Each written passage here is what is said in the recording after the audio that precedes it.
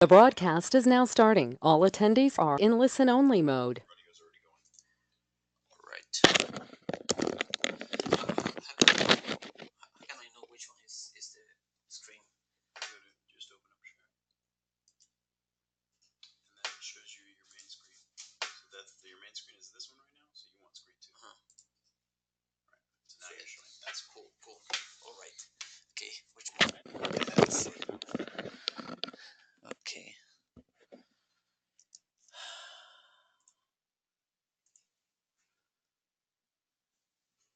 And let's go to share and make sure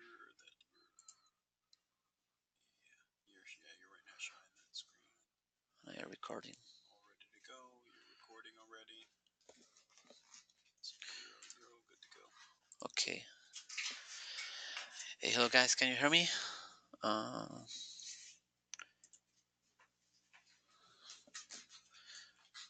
can I mute this?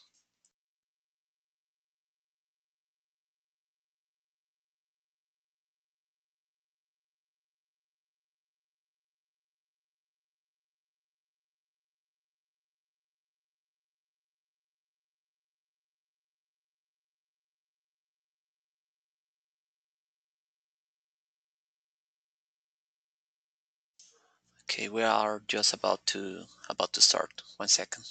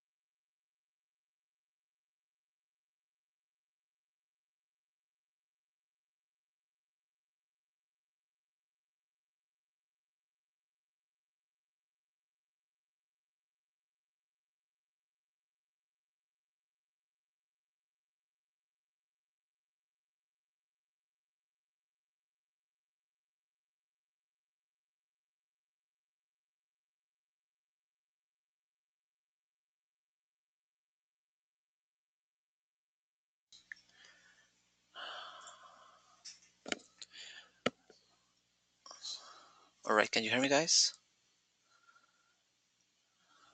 We're just making some tests.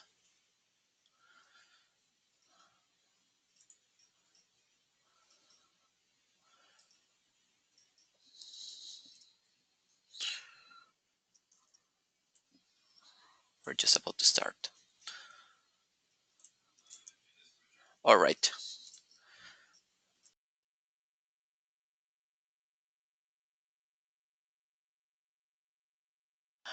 Okay, guys.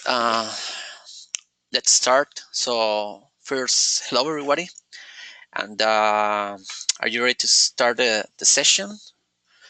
You can, I guess, all of you are mute, so there is a section that you can do questions. You can make questions. Sorry, so feel free to make the questions, and at the end of each section, I will try to recap and answer in case you have.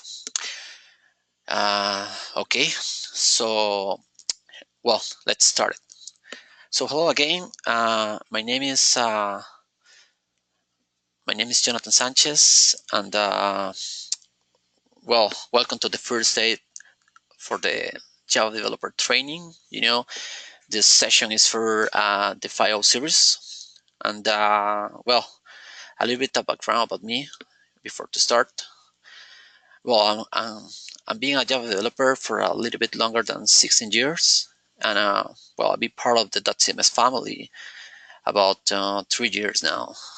So for today, we are looking forward to getting you all ramped up in some technical concepts and definitions of the .cms, and simplify and clarify the setup process to get a fully functional development environment.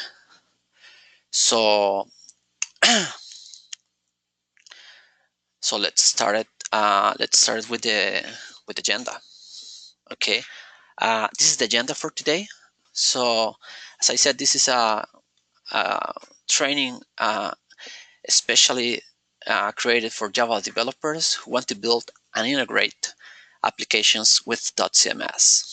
Extends the functionality or features, and also for users who already have some knowledge about dotCMS, basic and advanced functions that they were provided by previously dotCMS courses, and well, that they are looking for get their hands into the Java source code. So it will be provide an overview about the .cms architecture. We will be working on the setting up the development environments. In this case, we will be using IntelliJ IDEA, which is a pretty cool integration development environment. We also will be taking a look to the .cms code, and at the end, it will be tomorrow and the next day we'll be working on some examples for the static and dynamic plugins and so on. So okay, the agenda. Okay, as I said, the first day we're planning talking about technology and architecture overview, just to show you how the things work at dotCMS. Also, we were talking about some dotCMS key concepts, also database concepts. We will be interacting in dotCMS, and we will see how the database is all the things are happening in the database.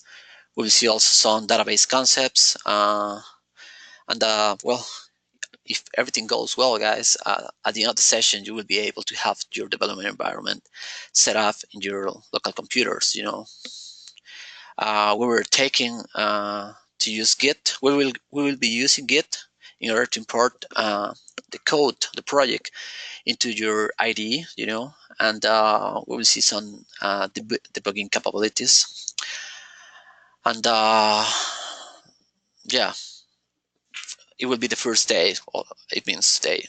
Second day will be more exciting. We were talking about some of the extensions points for .cms.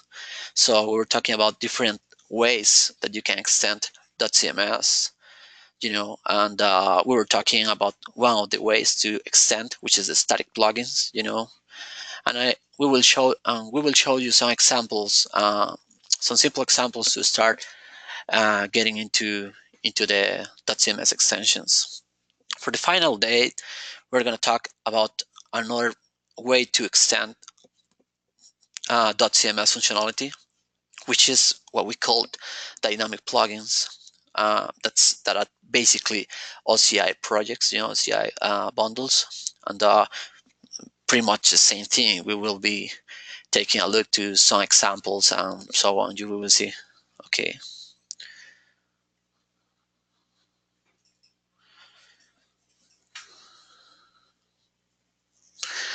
Okay. Sorry. Okay. Before to start, something we would like to show you is some of the difference between the distributions and the code. So the first thing we want to talk is, if you go to dotcms.com, you click on platform and download. So you're gonna get some distribution here, which might be well, depending of your operating system, it might be a tar or a zip if it is Windows, but and this is basically what you use for production. For development, what we used to do is to check out the code from GitHub, so we will explain a little bit more how to get the version that you are using in production or development environment in code. But basically, to start, or if you are not ready, if you're do not really have your code already checked in, it will be a good moment to start downloading the code. If you do not, don't worry, we will do that later. Okay. Another thing that I would like to start taking a look before go to another topics is talk about the structure of the dotCMS distribution. So here I already have previously download the dotCMS tar, and it's already decompressed. So let's start talking a little bit about it.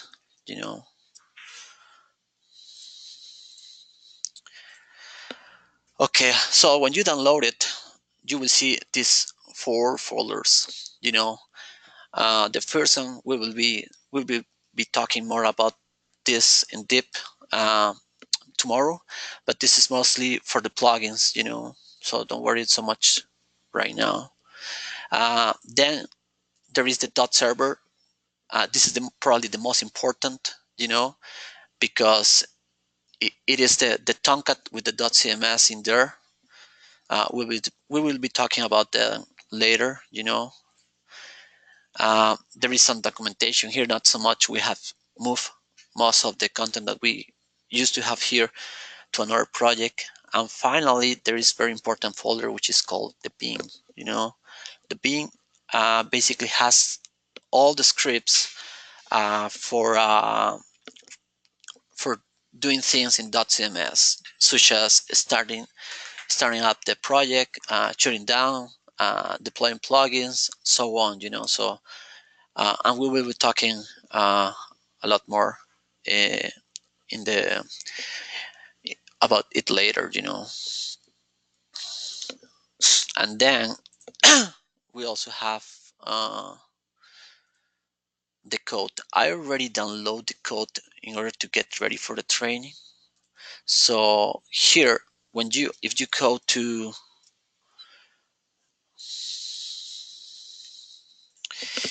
let's see.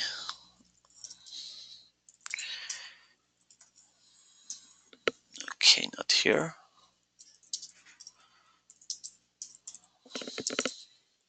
Okay, let's make sure source 2, source training. Okay, so as I said, if you go to dotCMS and just copy this URL in the clone or download and go to the console, and run into the git clone, you will be start getting all the source code into your local. It is a lot, so it's gonna take a while. It was the reason I already downloaded it previously, but however, we're gonna start downloading another copy. So let's just take a quick look to it. And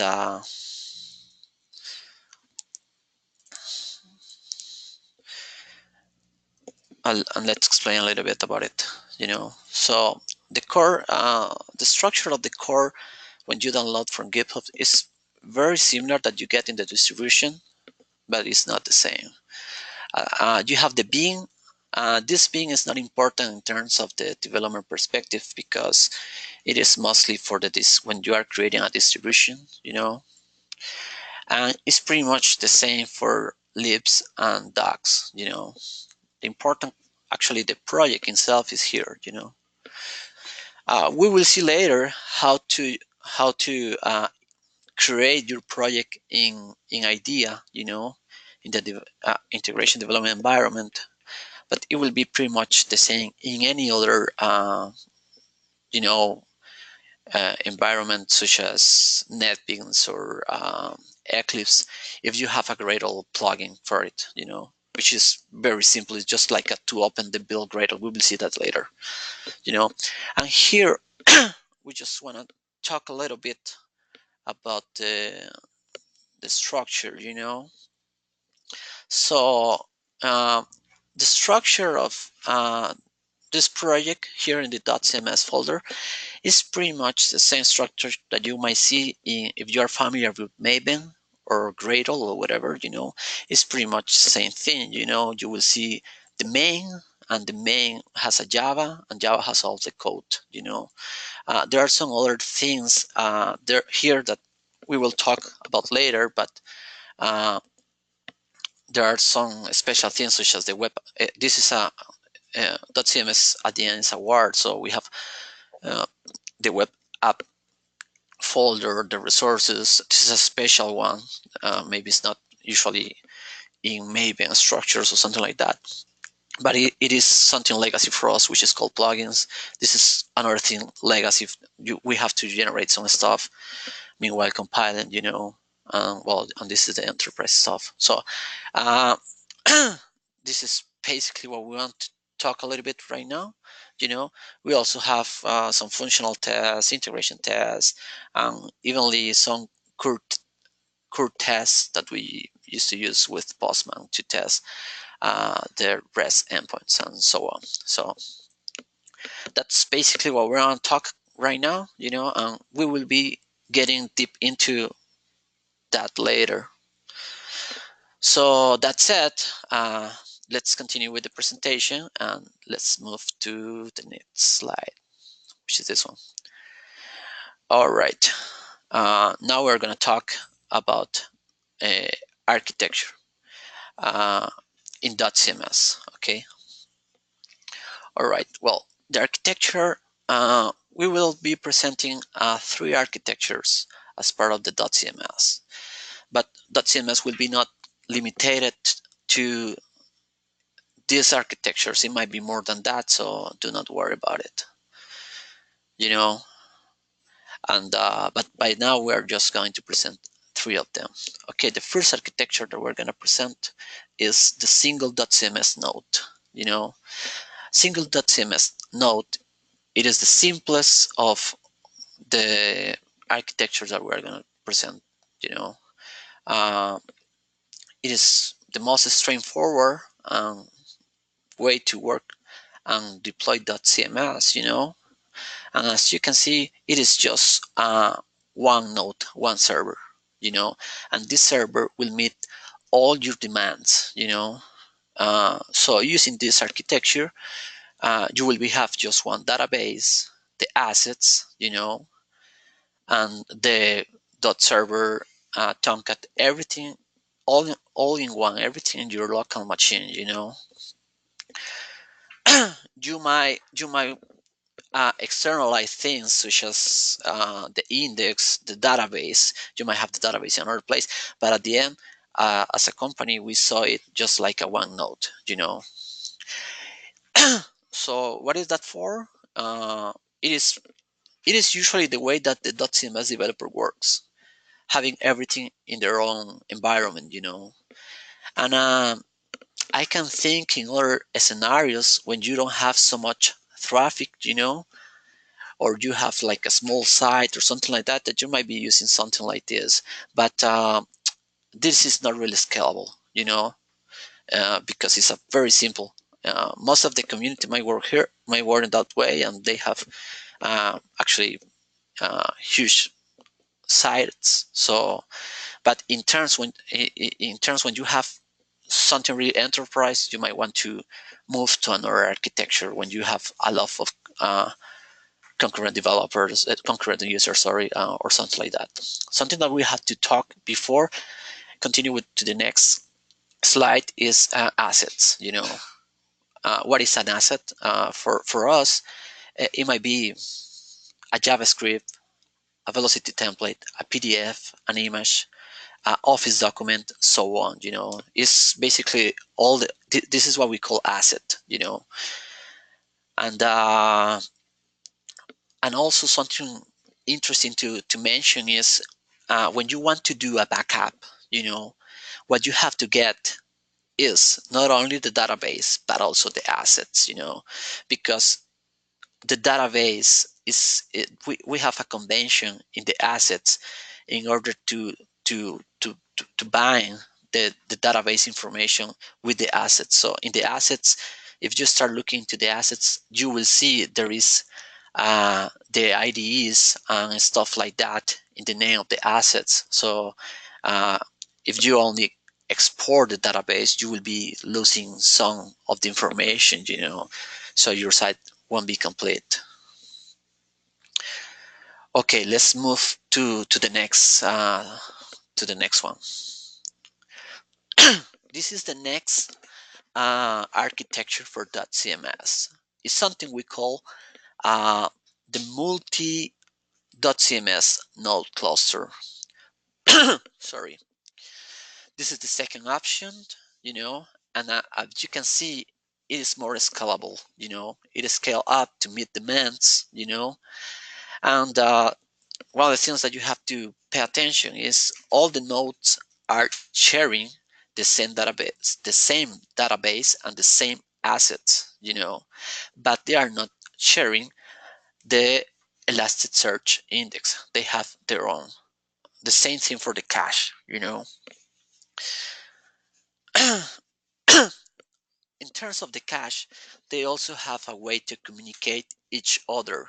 So if some piece of the information, for instance, is already flushed out in the node 1, it means node 1 is going to send a message to node 2 and node 3, or so on if you have more than 3, in order to invalidate information. We have lazy reloading. It means that the information will be just invalidated until the time that some of the requests came to the specific node. The information will be populated into the node. So basically what we do is an invalidation across the cluster.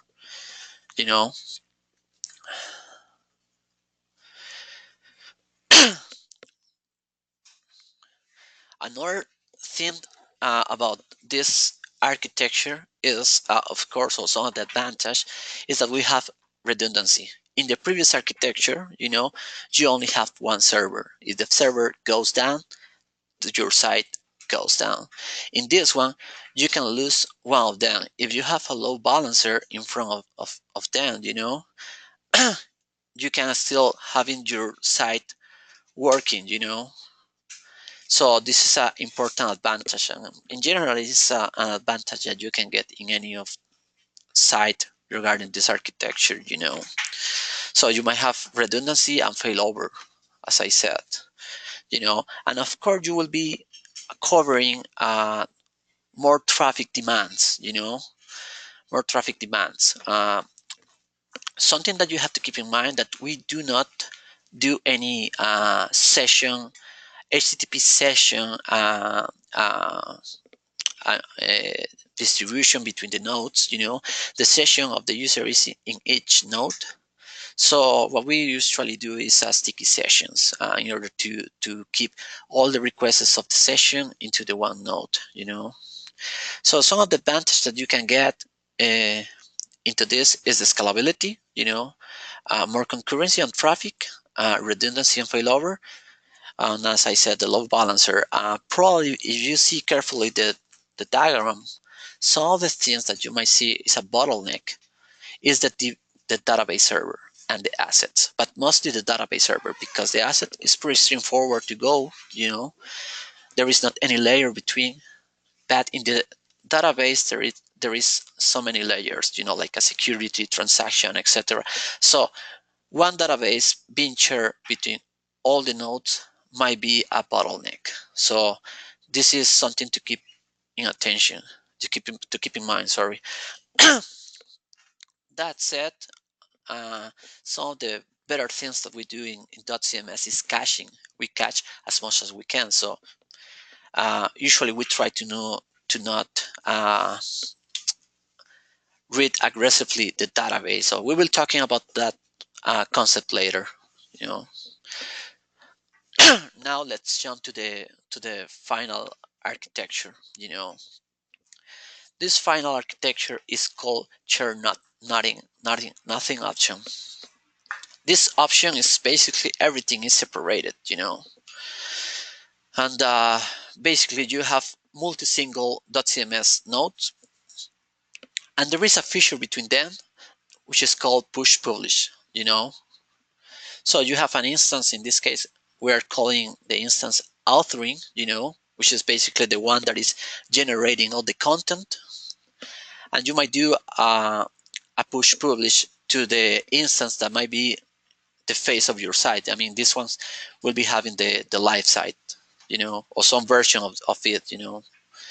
So as you can see in this schema, in this architecture, each node has its own database, its own assets. I mean, everything is separated. So this is very you get a really scalability, and you can increase adding more hardware powerful, um, so this is probably the most independent architecture. We might have some other architecture, something in between, or support team usually is adapting the architecture to your necessities or your requirements in order to meet your business goals.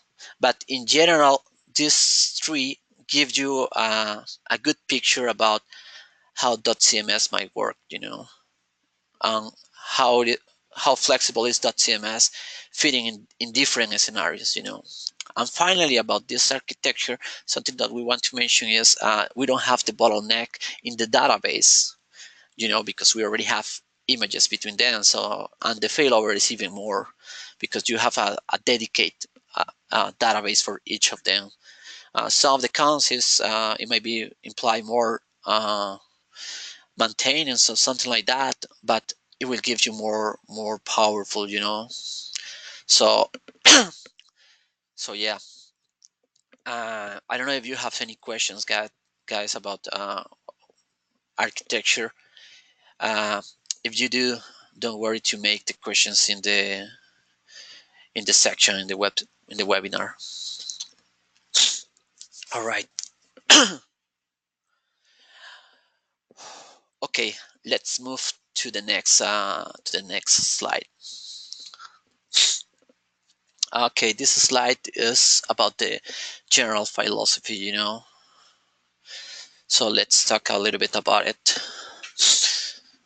The general philosophy, as it is related to the technology and architecture in dotCMS, which is really designed to support custom and dynamic content, And we want to do this as efficiently as possible.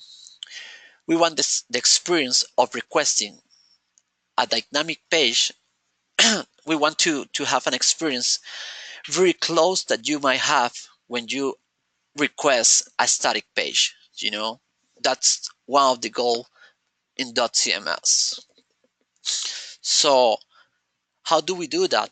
Well, one of the main ways, not only that, but one of the main to achieve that idea is to minimize the amount of database calls. As we said, depending on the architecture, database might be a bottleneck.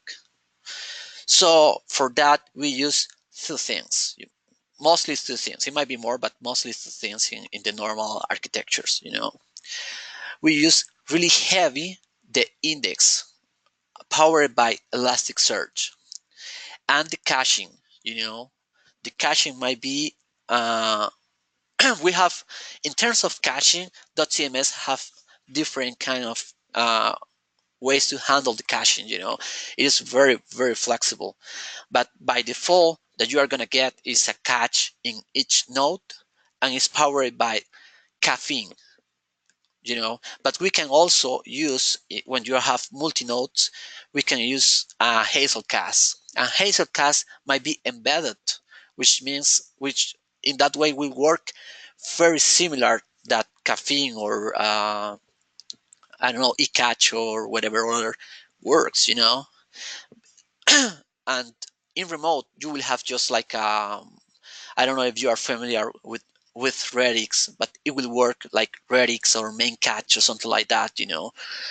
And not only that, dotCMS might handle local cache, remote cache, and also uh, cache at this level, like making a swap when the area is getting grow, we can put into the disk the less hit um, the less hit entries, and all this is mostly handled by configuration.cms.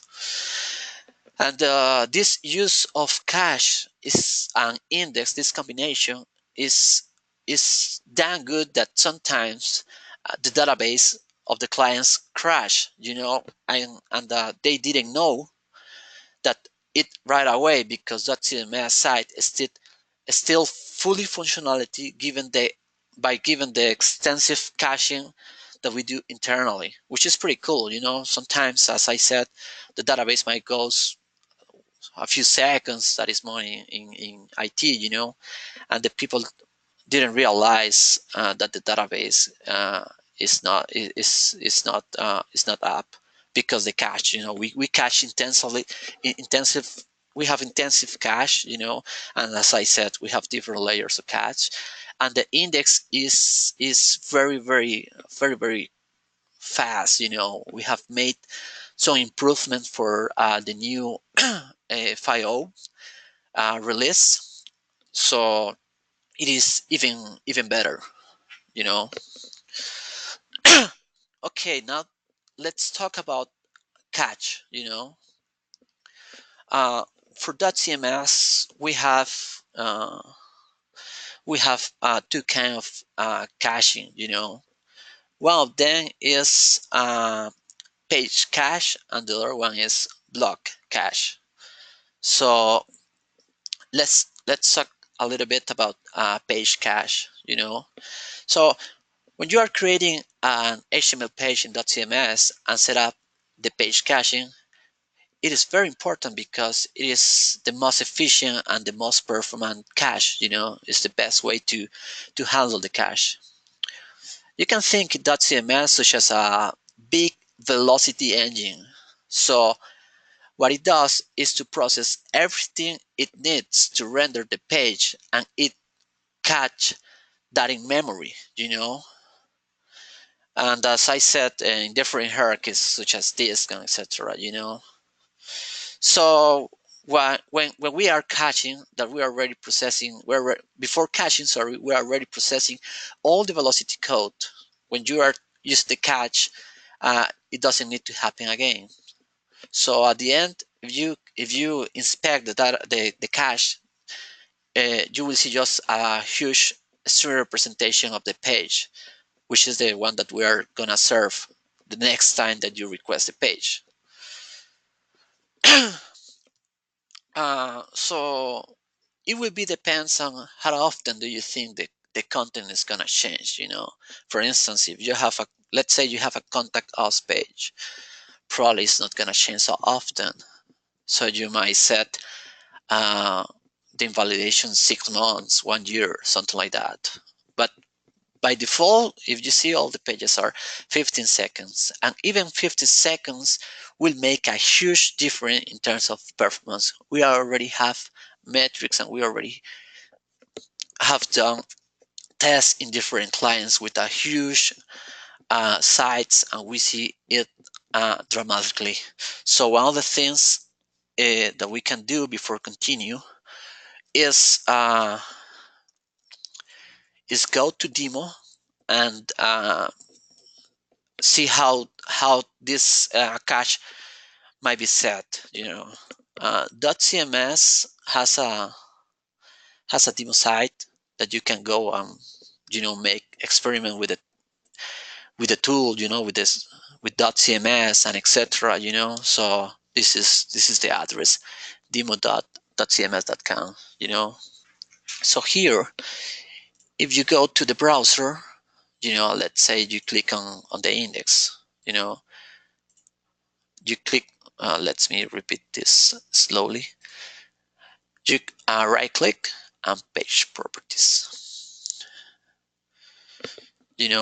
So you will go to the tab advanced properties, and then you will find something called catch TTL. It is in seconds, and right now it says it's 15 seconds. So you can set here like a 1 minute, something like that, log for editing, save and publish. And this means the version of the page will be saved for a minute in the cache, and the performance is really good. And do not worry if some of the content editors go to the to the page and make some change. If they do that, we are gonna invalidate the version of the cache, and next time that some user is requesting the index, we are gonna get the new version, and it will be stored by 6 for 1 minute, Okay. Another in terms of pages, another way to go with cache is something called block cache. So for instance, if you have a page with some dynamic pieces, that the content it shows will be depending of the type of user. For instance, if it is an administrator or a limited user or a content editor, so on, it will be a scenario or a possible scenario to use block catch. The block catch means that you will be only catch a chunk of the page, and you can specify how much do you want to catch in your page, So it's like to say I want to cache between the point A to the point B, and this block will be cached by giving a key, and also you can tell to the API the TTL, or the how many seconds do you want to get that blocking in the cache.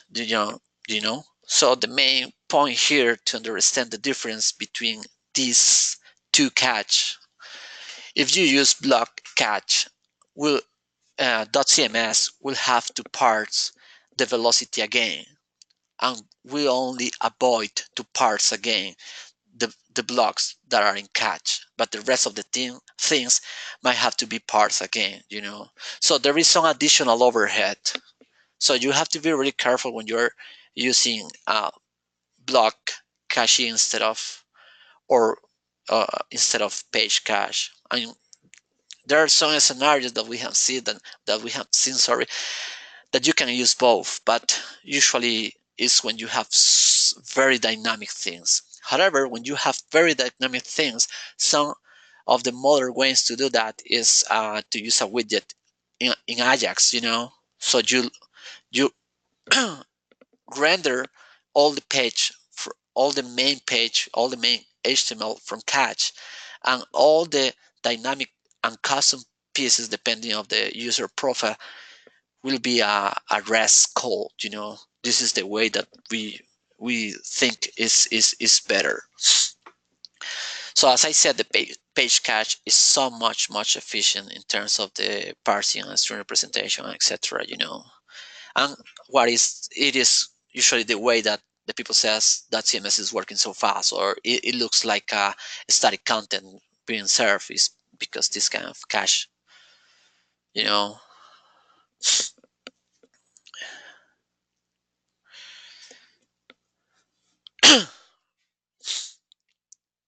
Okay. Okay. Uh, I would like to show you a little bit how the block catch looks. So this is the documentation. I will put that in the comments, the chat, the link if you want to have this as a reference. But this is basically the way here, the way to make a block. So you have here some velocity code. This is pretty straightforward example, of course, but you might have anything here. So you only have to use this tool view, dot catch. Here is the key. You have to give a key, in order to why you need a key in order to invalidate programmatically in some moment. And the TTL, is 50 seconds, 60 seconds, whatever you think it might be. So there is the rest of the documentation, but this is basically the example that I would like to show you.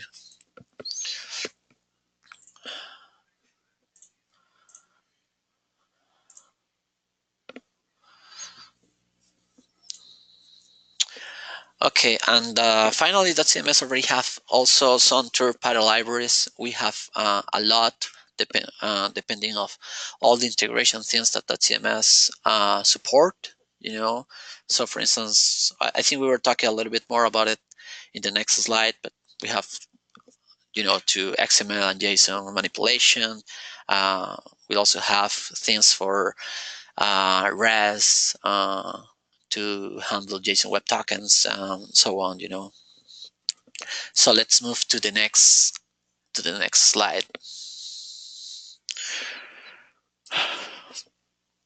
All right, we're going to talk about libraries and technology use as part of dotCMS. Okay. The first thing that I want to mention is the servers. As you know, or as you might imagine, dotCMS is just a WAR that you can deploy in any of application servers such as JBoss or WebLogic, Glassfish, whatever. But in terms of the support as dotCMS, we only are supporting Tomcat right now. So we already ship as part of the dotCMS distribution Tomcat, and we have seen that the configuration that we have for Tomcat is the accurate configuration to run dotCMS very well, with all the features, dynamic features such as OCI and etc. So this is the application server that we use for dotCMS. Of course, you can try to install dotCMS in any other server, but you might have to be aware that you might have to do some tweaks in order to make all the functionality work. So, but we are just supporting Tomcat,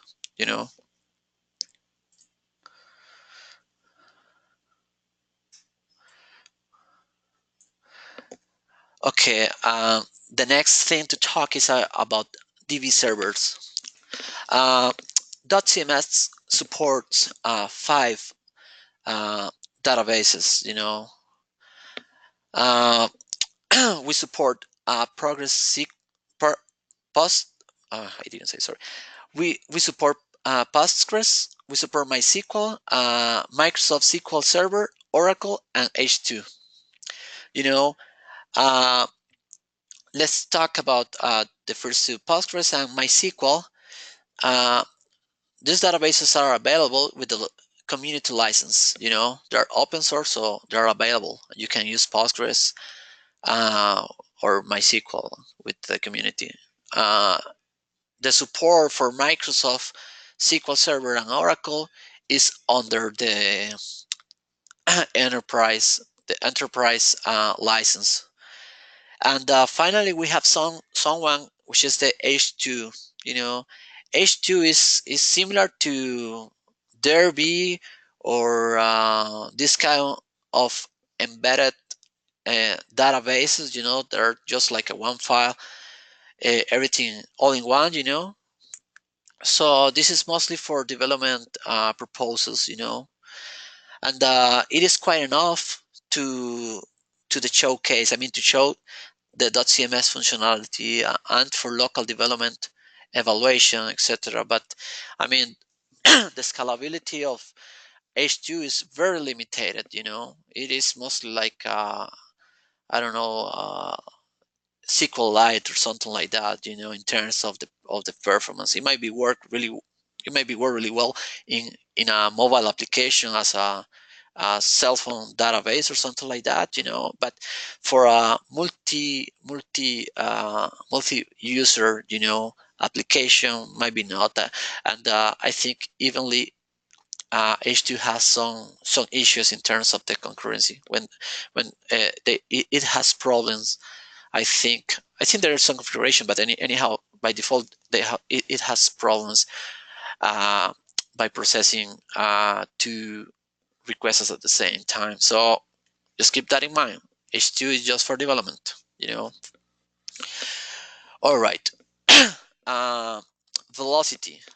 Okay, as I said, dotCMS is like a huge velocity engine, you know. So all the front end, it is. I mean, all the page that the final users, are gonna browse and interact and etc. All the HTML code is rendered by velocity. You know, the version that we use, if you want to get some reference in the velocity side, you know, is the 1.7. You know, and well, you can go and see the official documentation of velocity.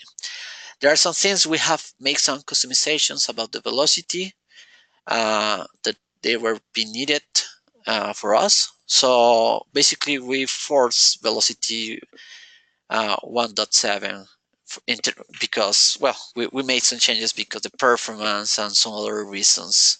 So we are tied to that version. Elasticsearch, well, the key features in dotCMS, you know, it is our beauty index, you know, which is called now Elastic. And that right now the version that we have is the 6.13. You know, it is our index engine, and as I said, it is a key part of dotCMS. You can check more information about that in their site. They have a lot of documentation and resources available. And there are some other things that we used to use as a Kibana, I think is the name, in order to explore and inspect the content in the index and make queries and etc. You know, for development purposes, is pretty cool. Okay, cache. As we already mentioned a little bit about cache, but we use by default caching. I think this is the one that is bundled in dotCMS, and this is mostly for a single server. You know, it's pretty straightforward. But if you have a cluster environment, you will need to understand that, as I said, the cache talk to each other node. You know, so if you make a change and you publish in some, let's say some node one, the cache, as I already mentioned, is gonna pop up to the node B and, well, all of them in the cluster. You know, so all of this is handled by something called Hazel Transport, and this feature is available in also in the enterprise versions. You know, that is basically the ability to send messages between the server. In the previous version of dotCMS, we were using JGroups to achieve that, but by now we are using Hazelcast Transform. You know. All right. Okay, Hibernate. Well, Hibernate. Uh, for all the Hibernate lovers, bad news. You know, we're basically discontinuing Hibernate in our code. You know, there are some performance reasons that we make that decision. You know, and so in the new code, we encourage to not use Hibernate since we are moving away internally. You know, but if you are using Hibernate for your own things, you know, I mean, you are extending .cms functionality and you want to use Hibernate for all the database manipulation, it is quite okay. What we do not recommend is to use our Hibernate stuff. And anyhow, Hibernate stuff in .cms is really old. I think it's version 2 or something like that. So we encourage to use a newer version of Hibernate, you know. So if we do not use Hibernate, what we do use? We use nothing. You know, we only have like internal. It's very small framework. I think we will see that in some moment. You know, that basically runs queries direct to the database. There is not anything in the middle. It's mostly like a JDBC wrapper.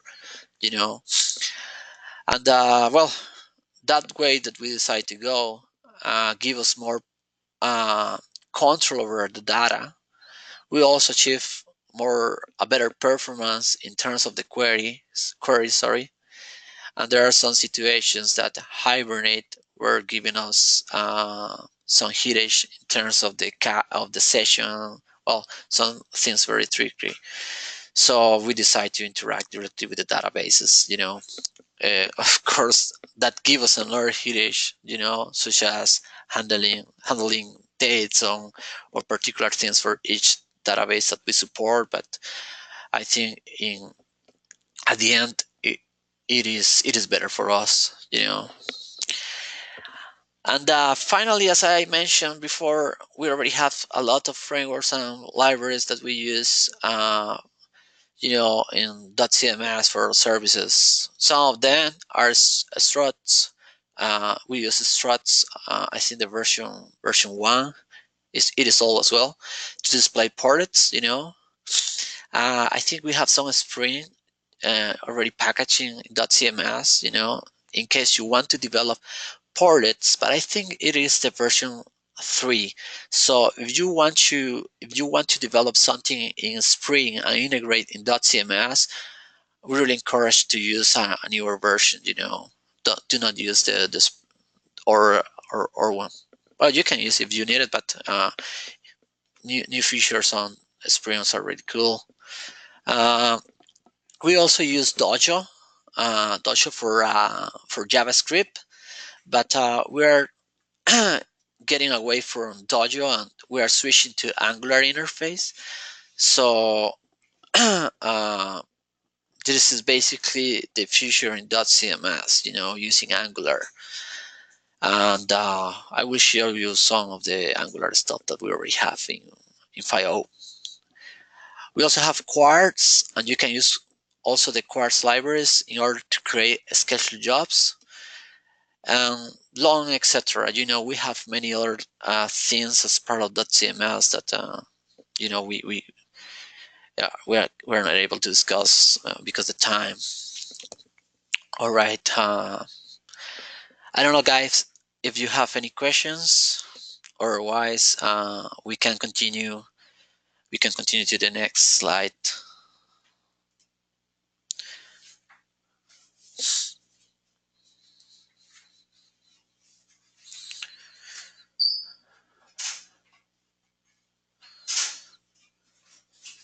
All right. So let's continue.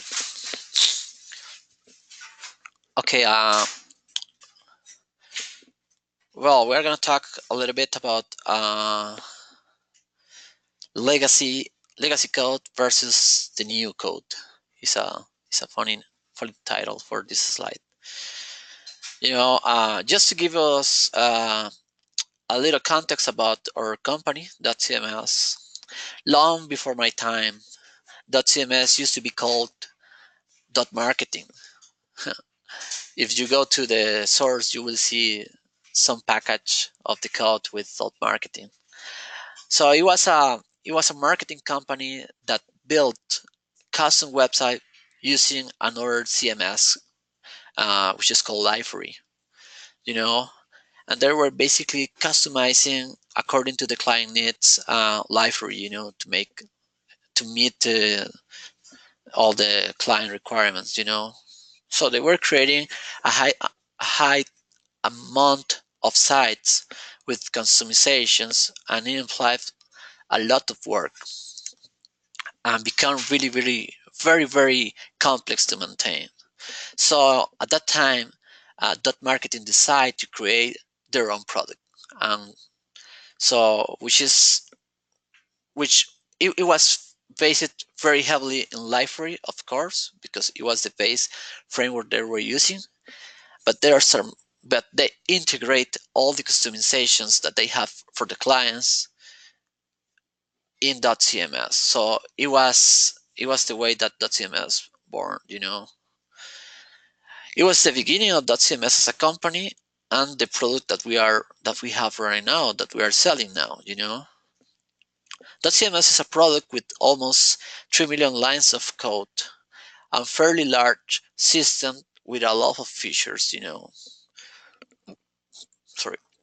Uh, we already focus on providing a very flexible product, and it will be also give you an interface to interact with all things and to interact with other software, and also will help you to create your own custom solutions very quickly. Uh, we already have some sorry, some plugins that you might use from the website. Uh, let's see if we sorry. Let's see if we can go to the website. Sorry, in the GitHub. That's what I meant. We already have some plugins.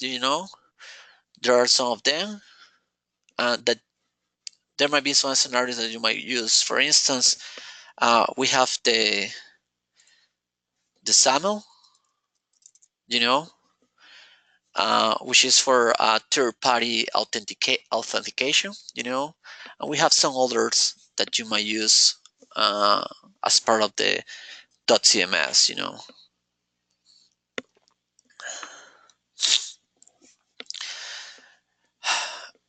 Now, getting back to the presentation,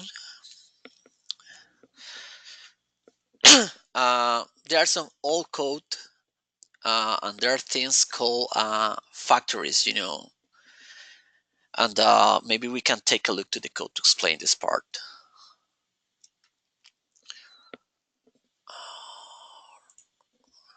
Okay, there are things that we call like a user factory. You know, these kind of things that are basically a data access object. These kind of objects are not longer. I mean, they are used, but they are not longer the pattern that we are follow. We are basically promoting to use APIs. APIs is the new way to interact with dotCMS. We're still having factories because the backward compatibility, and there are some clients that still being using it, but we do not recommend to use factories themselves. Uh, that we encourage is to use APIs instead. Most of the user functional sorry most of the factories has been already migrated to APIs. So there are tons of APIs, that we have. I don't know, it should be some, for instance, there is like a workflow API, to interact with workflows. We have the contentlet, which is one of the most important APIs, to interact, and we will take a little bit of them later. And finally, getting back to the presentation, well, we already talked about hibernate, but something just want to mention that I forget is we are progressively retiring in the new releases the hibernate. So it will be some moment that we already remove hibernate from the code. Uh, so just keep that in mind.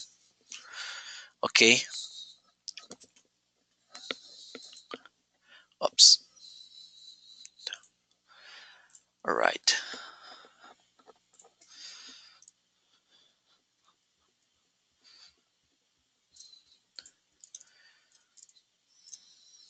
Okay.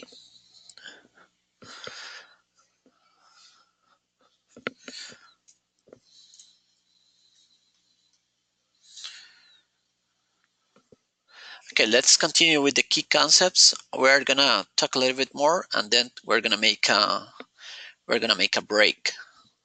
So let's continue with it. So these are some of the key concepts in dotCMS that you probably got familiar uh, in the previous content architecture trainings. So you will see a lot of people in dotCMS talking about front end, back end. So front end is just well, front end being the internet that the users are going to see, are going to use. Basically, is the front, is the website that users interact, and I will show you that in a few seconds. And the backend is the place that administrators, content editors, and developers uh, work in order to generate the content. So if we get back to the browser, and let's go to demo. If you go to the demo site, and okay, I might need to close this 1 second, guys, because I was already.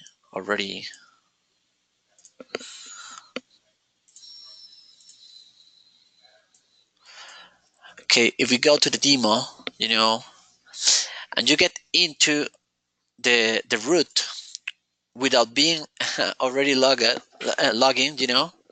you will see the front end, So this is an example that we pre-bundle when you download dotCMS. I mean, if you download the distro and you run, as I will let you know how to do that later, that's basically what you're going to get, So you can browse over it and see things, different pages. All of this is generated by Velocity and fit by the .cms database index, whatever, all the architecture that I already explained. So this is basically what we call front end, and it is the face the face for the users in .cms. But if you go to .admin, as you can see, as I said, this is an Angular application. There are some parts that are still being GSP, but we're working on it. So, and this is that we call backend. It might be a little bit confusing, because for developers, front end and backend concepts might be different, but this is the way that we call. It's quite interesting. So here you can see there is a lot of there is the functionality. So as a as a I don't know, as a content editor, you can go to the page. This all of these folders, that you already might know this, but all of these folders are mapped in the front end. So you can, I don't know, see the contact us or whatever. Also, you can go to the content, which is the instances of the content type themselves. And I don't know, click in some page and edit. And you also can handle permissions, create users, create workflows. We're going to talk a little bit about them later, so on. So this is the admin tool, basically admin tool, and the other is the front. So get back to the presentation. Sorry. HTML pages. Well, it is pretty much self-explained, but it basically represents the HTML of the page. HTML page might have relationships with other objects in .cms, such as templates, containers, and contents, and so on. Widgets, etc. And at the end, most of them will be just like a velocity things. We also have something called templates. And the template is a layout that you define for the page. There are some changes that we have made in 5.0 in order to improve the support and make more flexible. But there is out of the scope in this training, so it might be part of our trainings.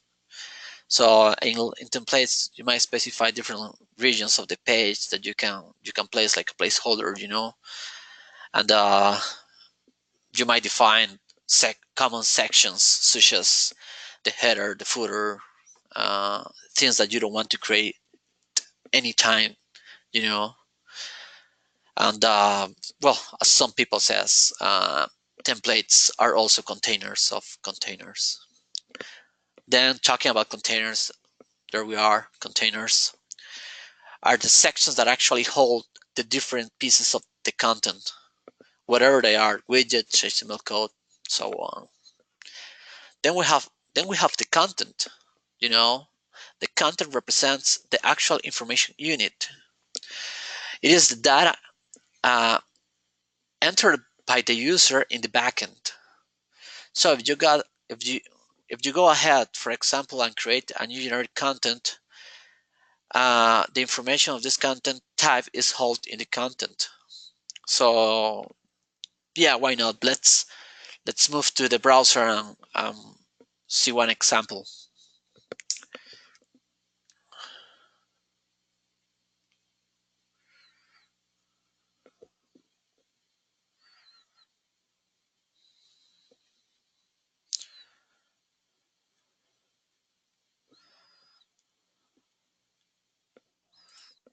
Okay.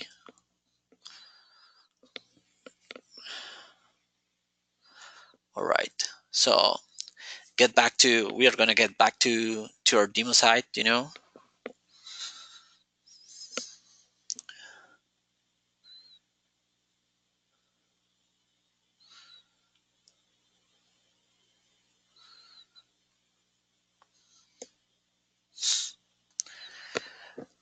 Okay. So basically, we're gonna explain that in depth later.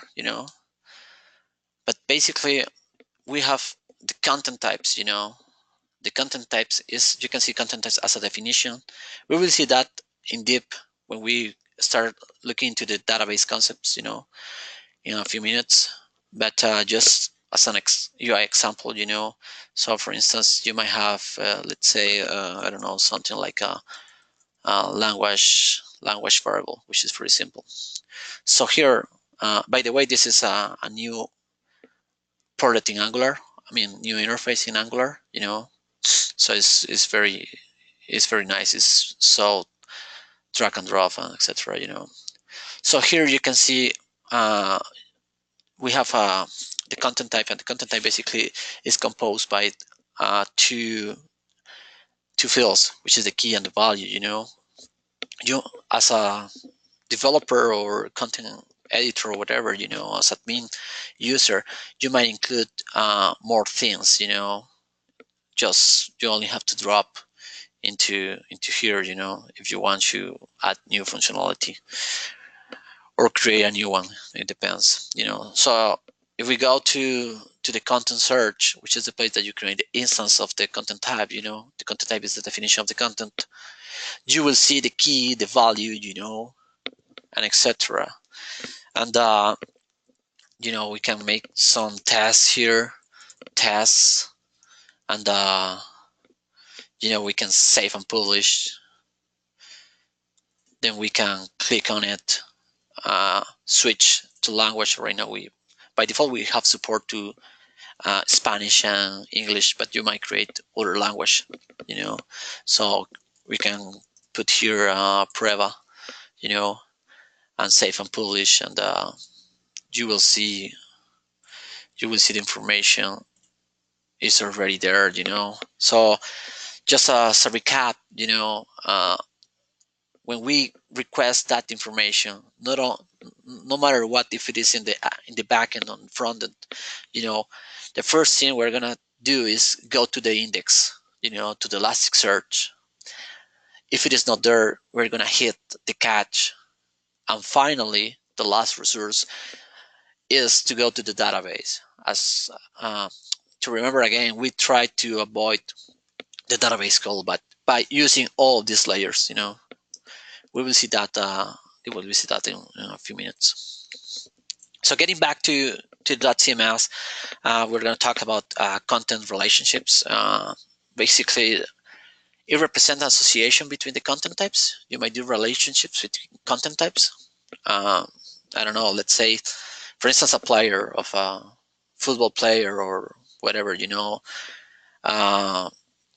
if you create that content type, you can make a relationship for instance, with a team, because a player needs a team to, or something like that, or for instance, if you have a, I don't know, an article or something like that, you might associate comments or whatever. In the documentation, sorry, you might find some examples about how to do that. It is, we are just mentioning it, but it is a little bit out of the scope to this training. All right.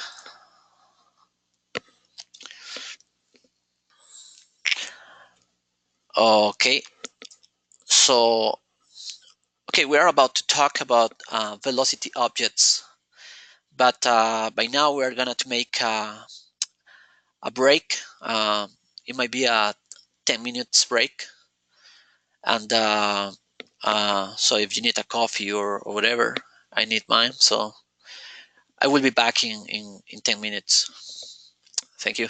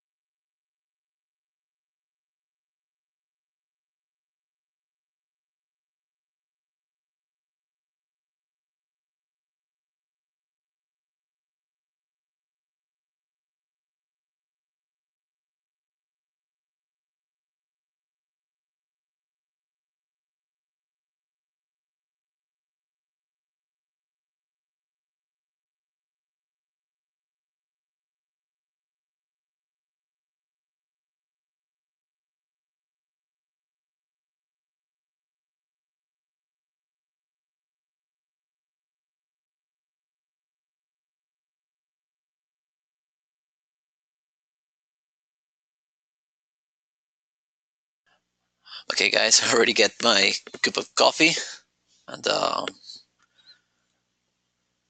we will start in 3 minutes. So do not worry.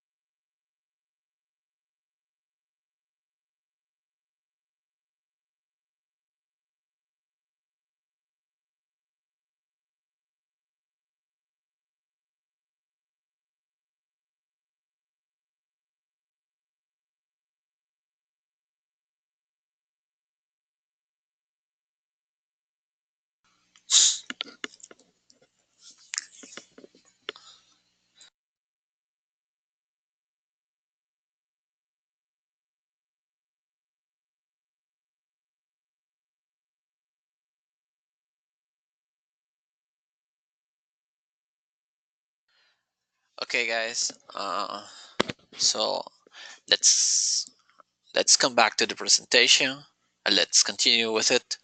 Uh, Today, the presentation might looks like very conceptual, and maybe not really hands-on. But well, this is the first day. The second day, um, the last day, will be more by example. We will have some examples here that I hope you you might find interesting to see. When we start looking into the database. But by now, let's continue. And thanks for your patience. So let's continue with the presentation. So now we're talking about velocity objects. I think there are other trainings that you might see the velocity markup and the objects, etc. in deep, But from the developer perspective, that we want to show you is how the velocity works in a very higher level. So as I mentioned it before, I think twice, that CMS is a huge velocity engine, you know, and I would like to show you how it works, and maybe we can uh,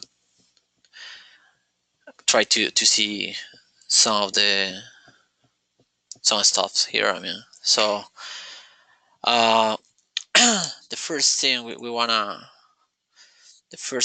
do is go to the source that we already download. As you can see, let's move to the Finder. It might be easier to show you.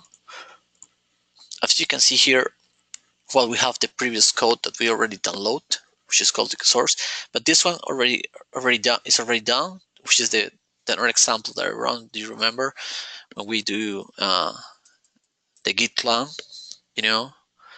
So, but let's move to the previous. I already download, you know.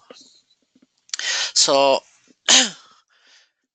get back to the console, you know. Let's see where we are. Okay, so let's move to the core. So as I mentioned, the core is not in itself the most important part. You have to move to the dotCMS. There is the dotCMS is the folder that already have the Gradle project, you know, and etc. So this is the one that is important. Okay.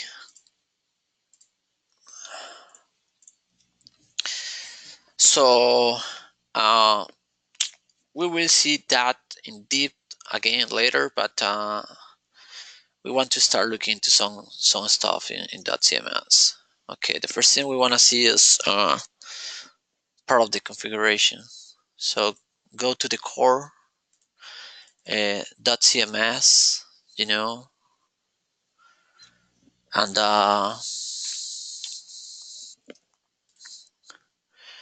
where is it? Let's see. Marketing marketing.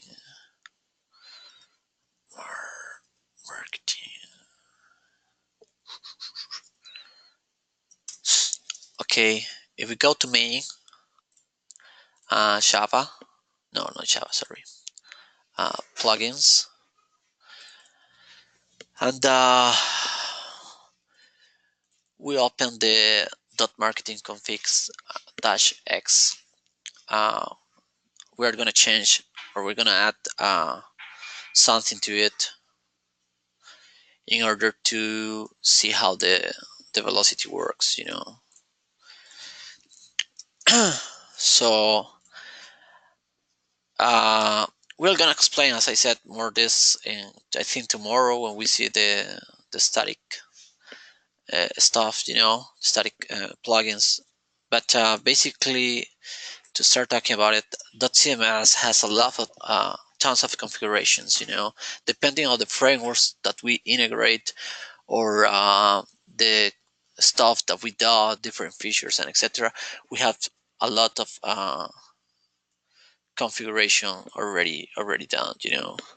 So as I said, we're gonna explain that deep tomorrow, but there is a way to override or to tell to .cms that we want to turn off or turn down some feature, you know.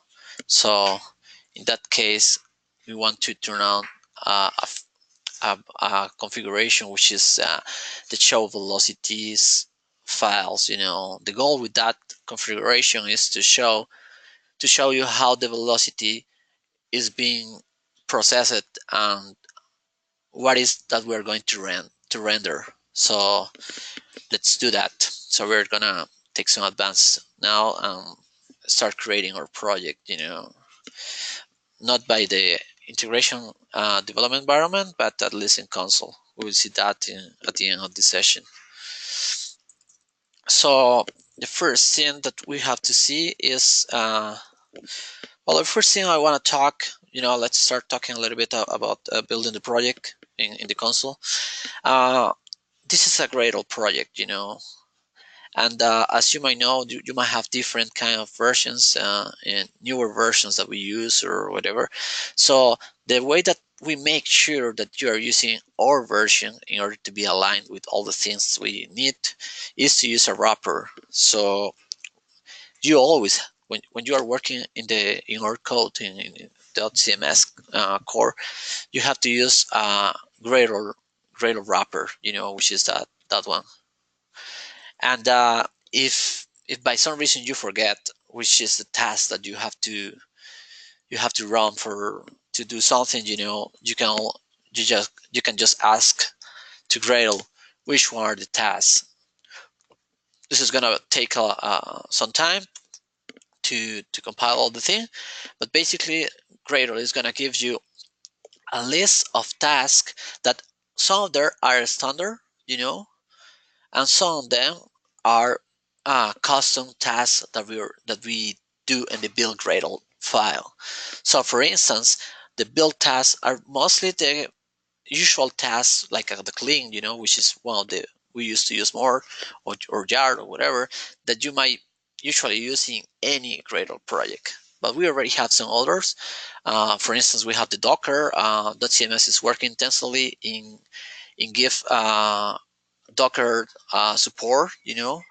Uh, we have the development tasks, and probably the most important one of the we used to use more is the deploy where Tomcat. So we're gonna this deploy where Tomcat is basically compile the whole project, and we have some others that maybe we don't have time to explain, but we will see. Okay, so we already made the change, we made the change to this one. Just let me make sure it is okay in training. We make the change in order to see the velocities running. So the next thing we're gonna do is again the Gradle wrapper and deploy word Tomcat. There are a few versions of it, but I think we'll explain in a second. Okay, so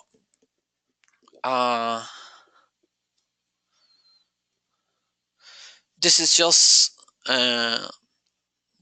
the output. Okay, when we run this, there are several processes in the background running. For instance, dotCMS has AOP, so we're running the AOP. We are also probably getting the Angular stuff because from the Node server, we are, if it is not there, we are getting the Tomcat folder. Actually, let me see if the Tomcat folder is already there. Okay. Well, maybe I'm gonna stop this. I'm gonna remove the Tomcat. I'm gonna run this again just to see, how the Tomcat is being downloaded by the plugin. By the plugin by the Gradle.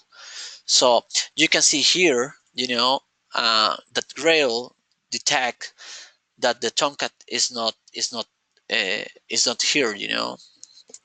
By default, we have a place that the Tomcat is being downloaded, but there is a way to override this. I think is the Gradle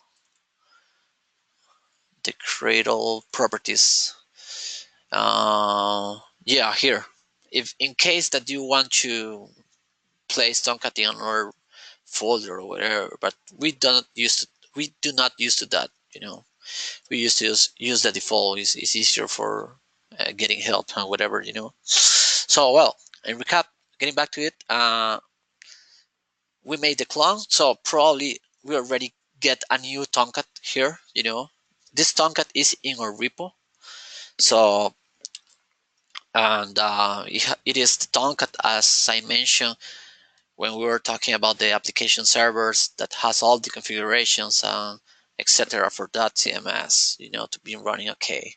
And then we'll start getting all the dependencies and etc. It may take a while. It takes a little bit more when there is the first time that you are running that command. It is an incremental compiling. It means that if you don't have so much changes, it will be easier or faster, for Gradle. And it is even faster if you have Gradle configured as a daemon,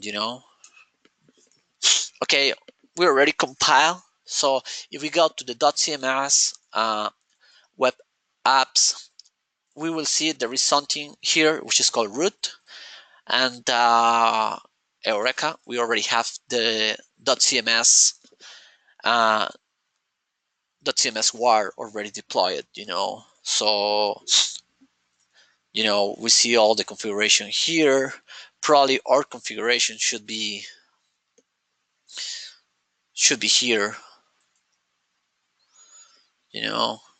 well, whatever, we're not, and etc. So the next thing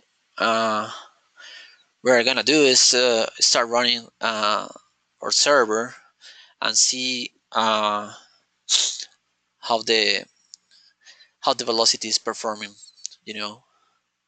So I'll get back to the console, and get 1 second before. In Tomcat we have the bin folder. So the bin folder already have a few scripts. Some of them are for Windows. The other ones are shells for Unix based operating systems. So in that case, I am using Mac, so it is a Unix base. Or if you are using Linux or something like that, based on Unix, you can use the same. So what we do is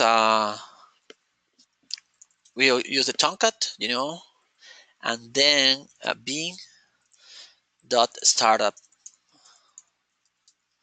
We will explain the difference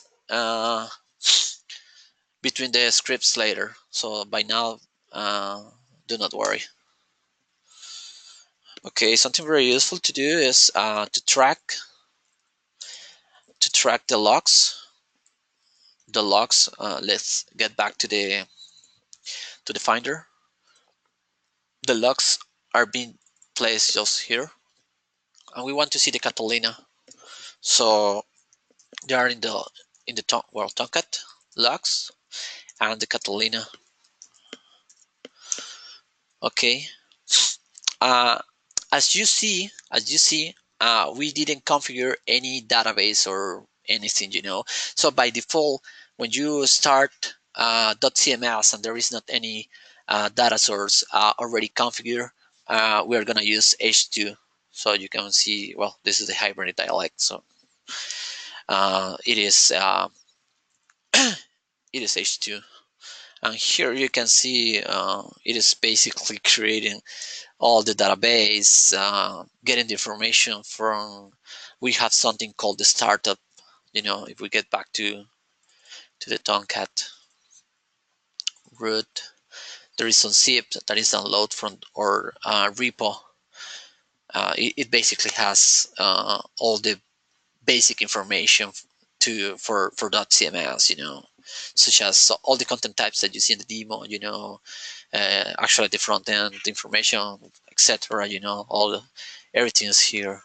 So the first time that you start .cms, mostly if it is with H2, it's gonna take some time.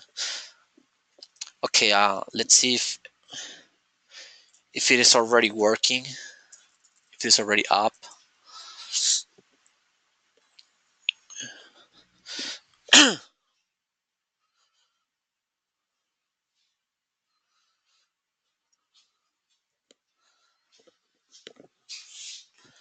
Okay, it is taking a while.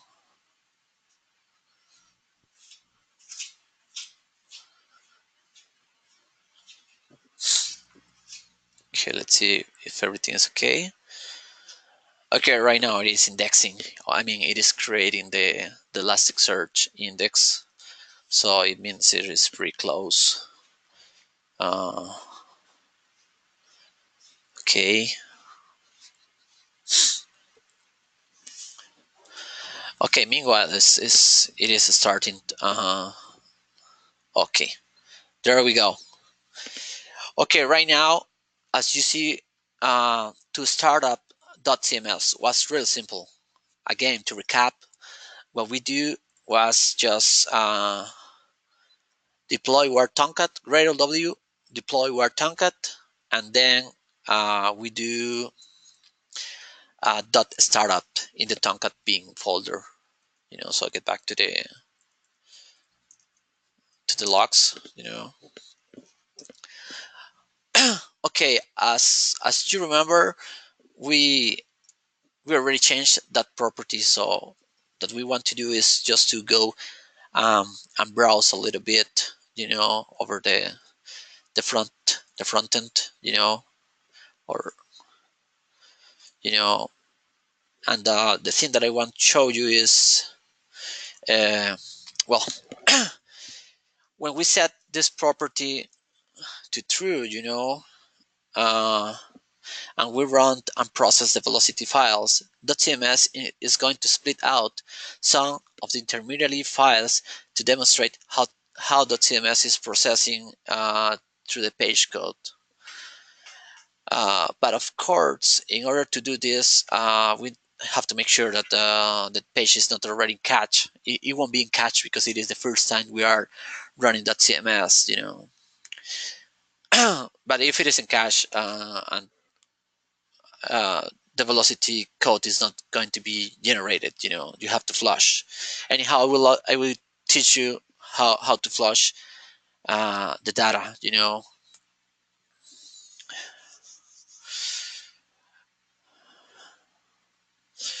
Okay, right. So one of the things that we can do is we can go to the .admin and flush the data just to show you. I mean, this is not you don't need to do that because it is the first time we are generating the thing. But if you go to system maintains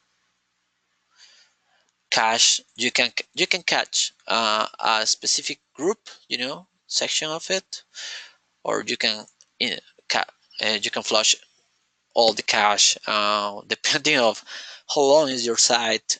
Some people prefer to use just the specific cache, because they don't want to lose all the caching. It's important for them to be running. But for us, I mean, it's a small site that we ship by default, so it doesn't matter. So this is the way to flush, in case you run this in your local and you don't see any generation.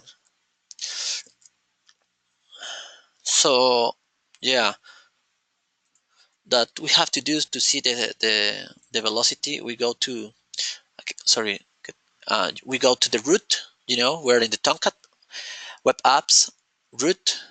We go to this special folder created by .cms .secure. We then move to velocity, dynamic, and live. Okay, there we go. Here you can see how .cms is generating pieces of the velocities.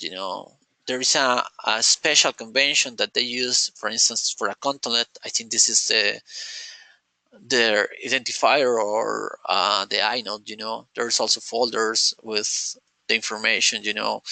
uh, I don't know, for instance, this is a template. Let's see if we can open here.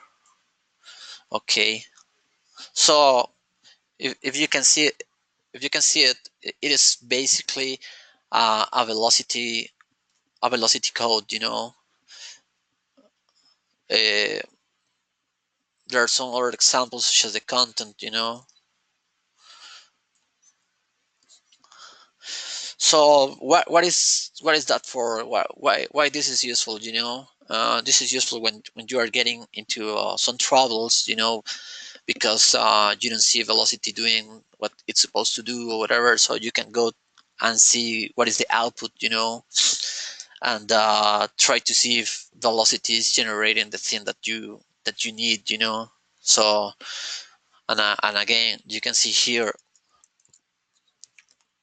a lot of the things that are being generated, by the .cms. Okay,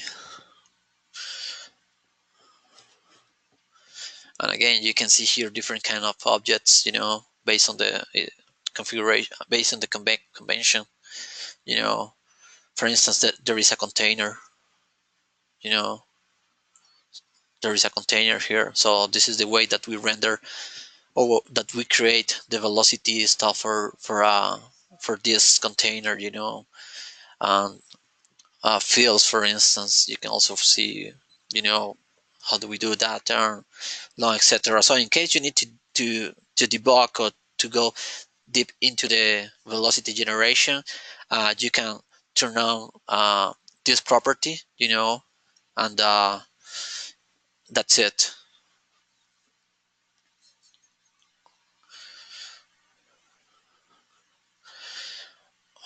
All right. I don't know if you have any questions. Otherwise, we can continue with the rest of the presentation.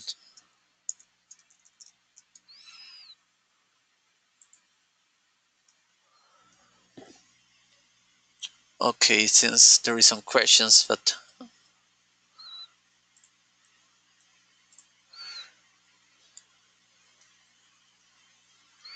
okay, there is a question: where is the directory of the Angular UI source? Yeah, I can answer that. Angular is a separate project. It's not in core. So if we go to GitHub, right, you might find the core web. So let me Angular code. Okay, I cannot.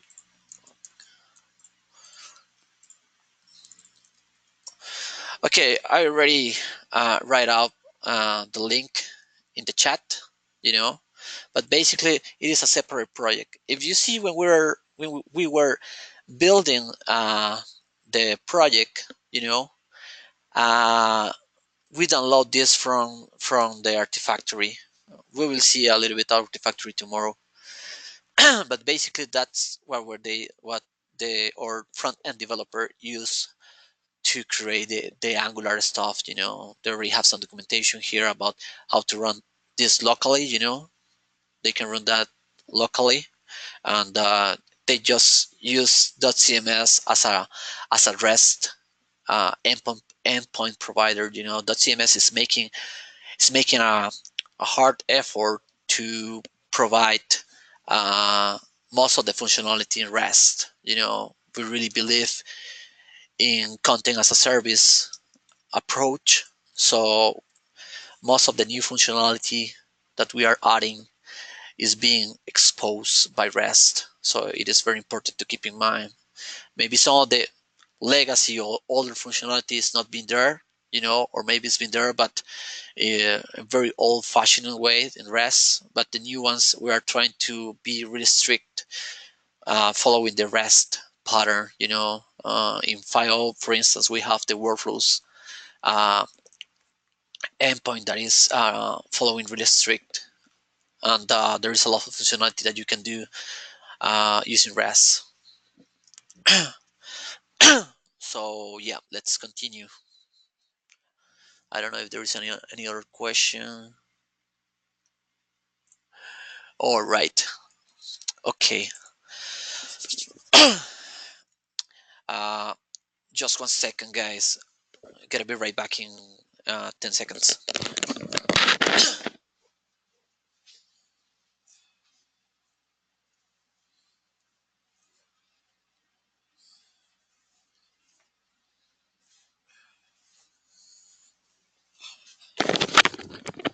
Sorry, it was getting really cold down here in the office, so I just need my sweater. Okay, so let's continue with the presentations. Okay, we already talked about velocity objects. Let's move to the next slide. You know, oops. Okay, sorry about it. Okay, key database concepts. Okay, our philosophy regarding the database is pretty much what we already talked about before. You know, do we support 5 different databases? Again, H2 is just for development purposes. You know, actually, as you see, we are using H2 right now for for the velocity example that I showed you, but it is just for that. No, you don't want to deploy sites with H2. And well, as I mentioned, as I mentioned, we really use indexing and caching in order to avoid the overload of the database server. And because, for instance, if you have, let's imagine you have 4 or 5 or more nodes in your cluster, without cache, the database would get into a lot of stress, and it would be affect the ability to escalate, or even your server might be down, so often. So this strategy is to trying to put as much as we can in the cache, help us to have evenly very simple architectures in terms of the database, and still being efficient for dotCMS.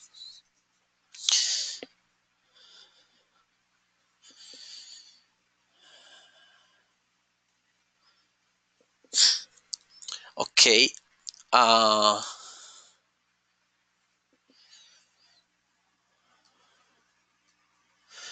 okay, let's move to the next. Okay, let's move to the next table. I think, sorry, slide.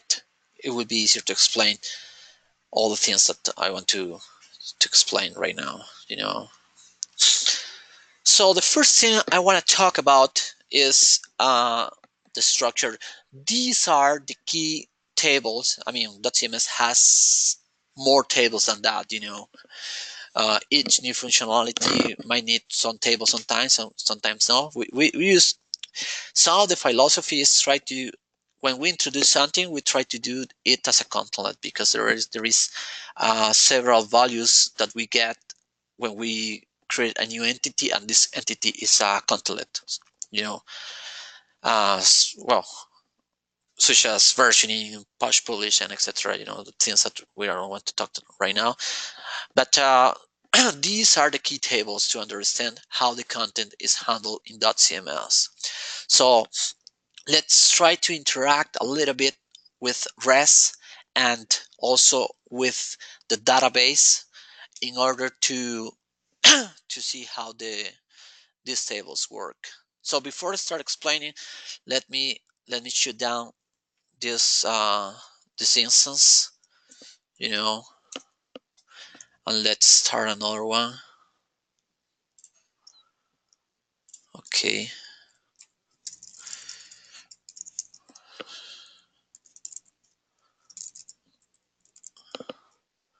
Okay, it's already turned on. Okay. Okay, meanwhile it's starting. Let's get back to the presentation. Okay. So as I was telling you, uh, uh, this is the key part of the .cms tables, and the first that I wanna talk is the structure, and well, basically the structure is the metadata of the content, and the structure is the old name that .cms used to use. Right now, a structure is the right name to call the structure is content type, so if we let's go to the demo. If you go here to this content type demo, by the way, this is also, I think I already mentioned that this is Angular. This all these are the content types, so let's see if it already start.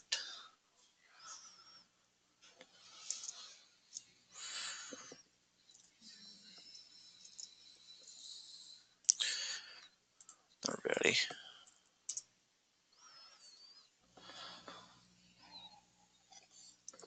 Okay, there we go. Okay, I switch to another source because this source is already configured to work with Postgres. So my goal is try to show you how is the interaction between the database and dotCMS. So as I said, we have the content types, So let's say we want to create a new content type, So again, we just click on this, and let's say you want to train training content type, This is just for training. Okay. All the things, if we have my time, we might have time. I would like to explain you that's something I've been working in the last month is the workflows. We have make a lot of effort in terms of workflow, so I think tomorrow might be explained a little bit more. But by now, just using the system workflow. So let's create it, and let's. There is several kind of fields that you might add as part of the TMS core functionality. But not, by now, let's go simple and just drag and drop some text, So let's give it a name, title, and save. So we already have one field, which is called title. Let's another one. Let's add another one. Might be name or value, whatever,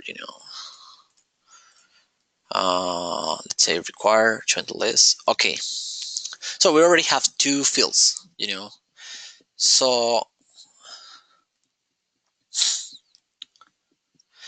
the first thing I want to show you is how to interact with it. We already have this created. It's not this one. Okay. So let's see if I can. Okay. Let's see if I can resize this. I could. No. Okay. So the first thing is I wanna check this structure. As you can see in the presentation, the name of the table is a structure. So we're gonna make the query over the structure. But if you go here, you can see this is the identifier, which is a UEID. So you go here, and there should be the identifier. Okay. So I don't know if you can see that, but there is the identifier of it. This in this case is called inode. Then the name that we give to it, the training content type. This name, okay. The description, and here there might be. Well, you can find more information about it. The fields are stored in another place, but in another table, but this is not important right now. So as you can see, the table created here has been created in the database. The next time that you request the definition of the content type, we are going to look for to the Elasticsearch index. If it is not there, we're going to look into the cache. If it is not there, we are going to make this query, load the information from the database, put it in the cache, and index it into the Elasticsearch index. So the next time that someone else asks for this particular structure or content type, we are not going to do the same thing. We are going to avoid the overload. So this is the way that dotCMS perform. So another interesting thing that I want to show you is how to request this by REST. This is the Postman. It's a tool that I used to use to make the REST calls. But you can even use curl, and we're gonna use this query, this identifier. So as you can see, we already have here the representation. As you can see, you can see here the representation in JSON of the entity, you know, of the content type. So for instance, if you remember, we associate this to the content type, to the workflow system workflow. So here you can see that information, you know. Uh, also the description that we give, you know, this is just for training. The base type, you know, as you remember here, well, when you, let's get back to here. When you add, there are several types of content types that you can do. We just pick the most generic one, which is the content, but there might be more than that, you know. And the fields. You remember we add 2 text fields. So there is the information, you know, of the text fields. I think the first 2 are just like a meta information, but here is the text, and it's called title, and the another one text is called name, you know. So with REST, you can interact and get the information. You can evenly, I mean, this is just one example of the content type REST, but you can evenly create content types using REST and make more interesting things. I think most of the documentation is in dotCMS.com. So let's continue with the with the diagram. Okay. Okay, let's make this a little bit higher. Okay, so as I said, the structure is basically the definition of the content. So let's move and create a content based on this content type. And then we're going to explain the rest of the tables and the interaction between them. Uh, okay, so we already have selected automatically our content type, which is the one that we are working on, and click on add new content. So as you can see, we have the two fields, you know. So let's say it is test 1 and test 1 for both, you know. So yeah, save and publish.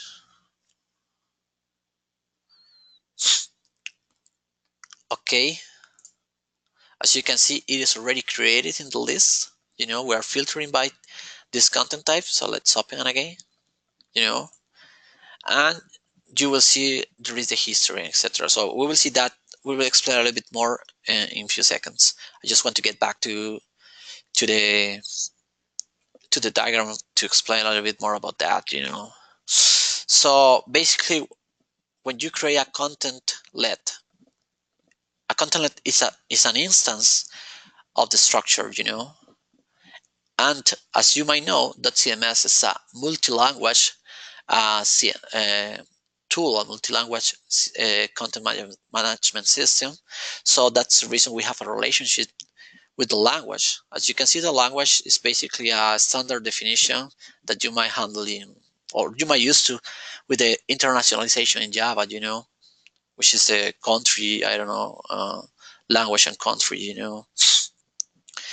And the contentlet will have all the information in the table. You know, it's a huge table with a lot of uh, columns that supports all the possibilities, you know, uh, possible fields that you might place in it. We will see that in a few seconds, you know. So yeah, let's move to it.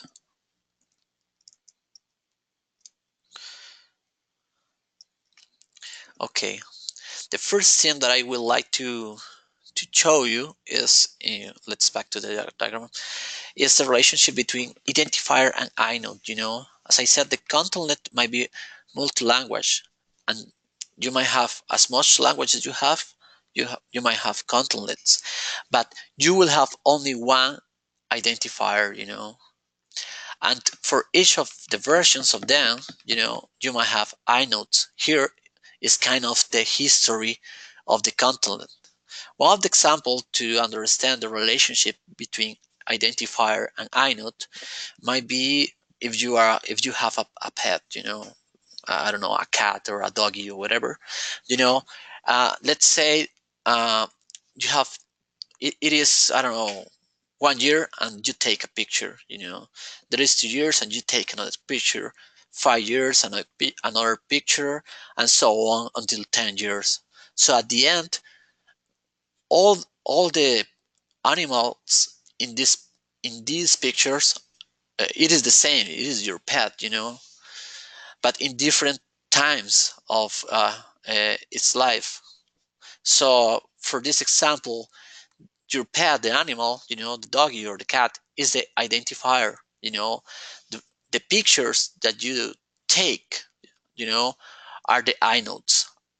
Is there a representation in the time, in a lapses of time, of your object in that case, So basically, that's the way that we keep the versions, And finally, dotCMS handles two special inodes for the contentlet and language. And these special inodes are stored in the contentlet version info table, so we will see that right now, so let's make some queries, guys. Okay, the first query that we want to do is by identifier.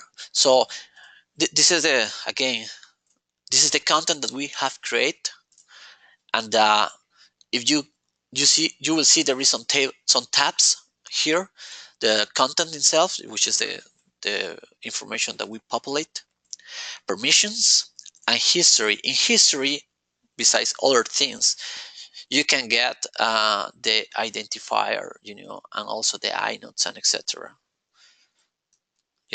So we are going to take this identifier and replace in this query that I already have, So here, as you can see, there is the information for that contentlet, and this row will be unique no matter what, how many versions of this contentlet you have. It's just one, and no matter what, how many languages it is translate, still being just one. Then we move to the inode table,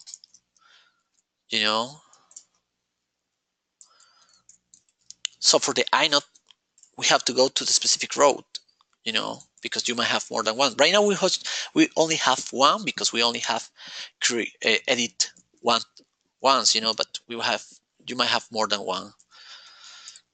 So yeah, we execute, and there is just one version, of it, As you can see, you can see how all the information is stored, and then we can see how it looks in res, So this is the API that we use. This is one of the old ones, but still being very useful, And it's the content API, so we just have to take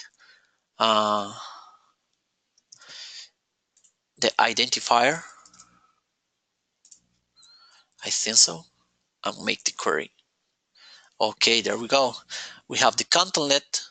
As you remember, we use test1, and the name is test1. One of the important things here, guys, is this contentlet API is getting just the version which is in live. You might have newer versions of it, but if they are not published, you are gonna get the last one, which is already published. So this is important. If you start making some changes and see I don't get my changes by rest, it is because it is not already in live, So let's move to our queries to understand the tables, So we want to see how it looks in the content. So again, by identifier, we can use the same identifier that we sent to res. Just remove the dash, sorry, the slash. So as you can see, we have the title again, title, and here there is a lot of fields, It's a huge table, and well, basically here is the information, of the content, and you might have more than one. as we will see that in a few seconds, And finally, I want to see the contentlet version info, the contentlet version info to see how it looks. As you can see right now, these symbols here in the status tell us which one is the working version and which one is published. We will see that will change as soon as we start working on it, and it will be changed in the next in some of the future dotCMS versions. So yeah, so get back to the contentlet version info. Again, we copy the identifier. Okay, all of this, as you can see here, there is two important columns. This one, the working inode, and this one, the live inode. This give us this table give us the information about which node is the working node and which one is the live node. We already have an API, to interact with it,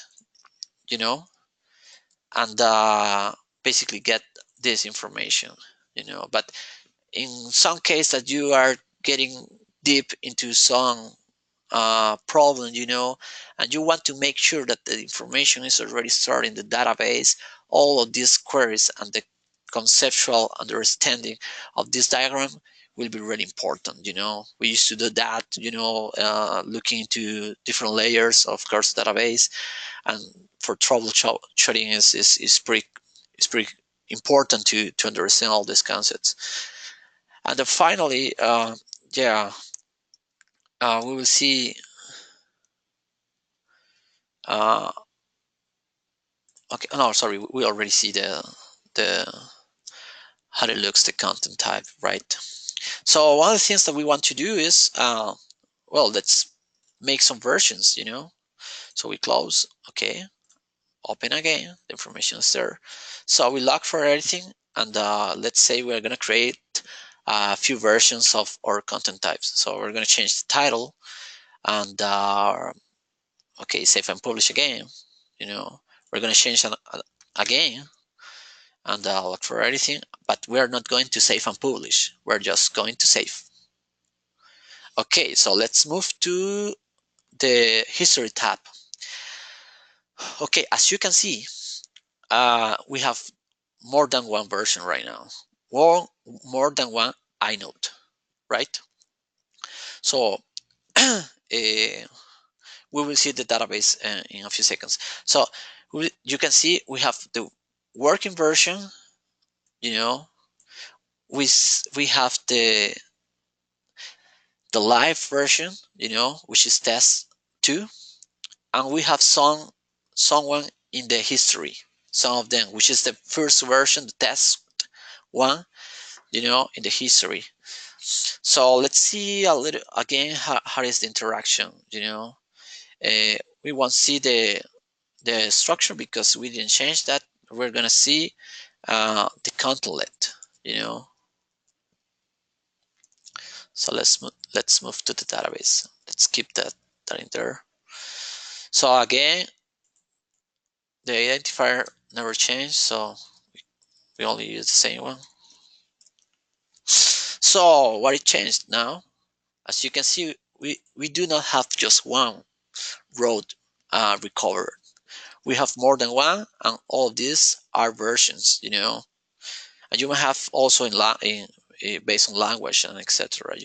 Right now we are not getting complicated in the multi-language world, but as you can see, we have all these versions are safe here, So you might be interesting to see how it works, the content, how it looks, Okay, if we get back to the page, the test 3, sorry.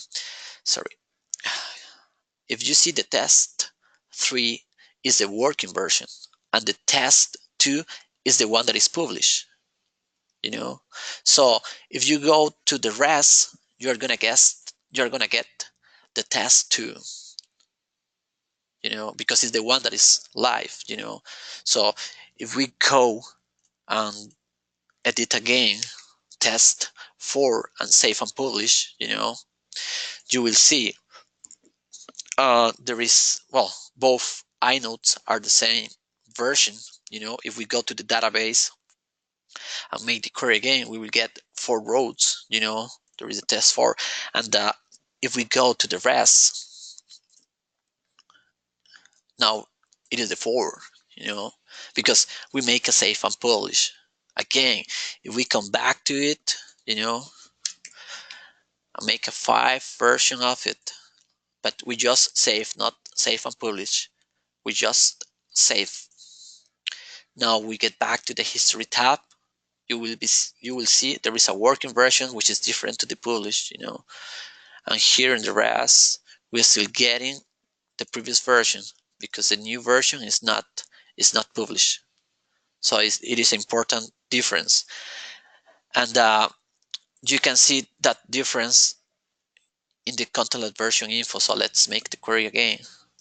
So as you can see, let me see if I can fit this in a different. Okay, as you can see, well, 1 second.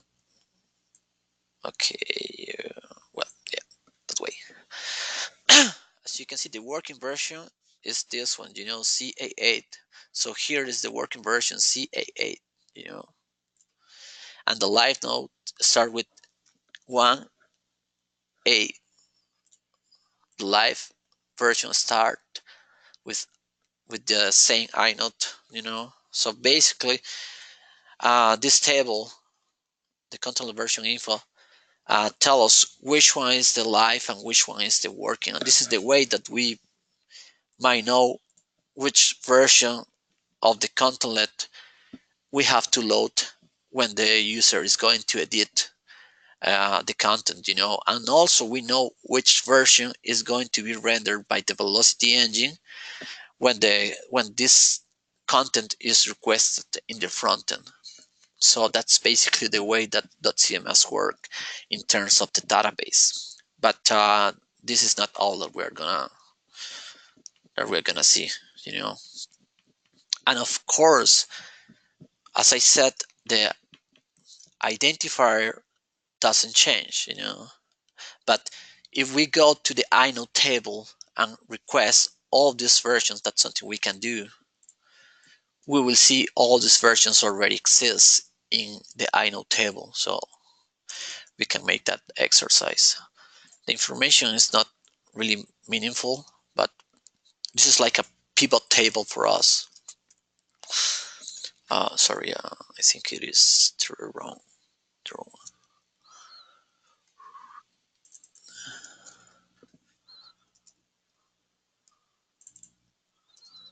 Oh, sorry. This inode. Okay, so we take this,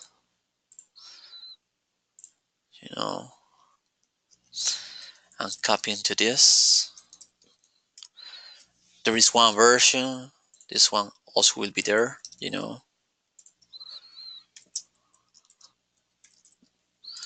and so on.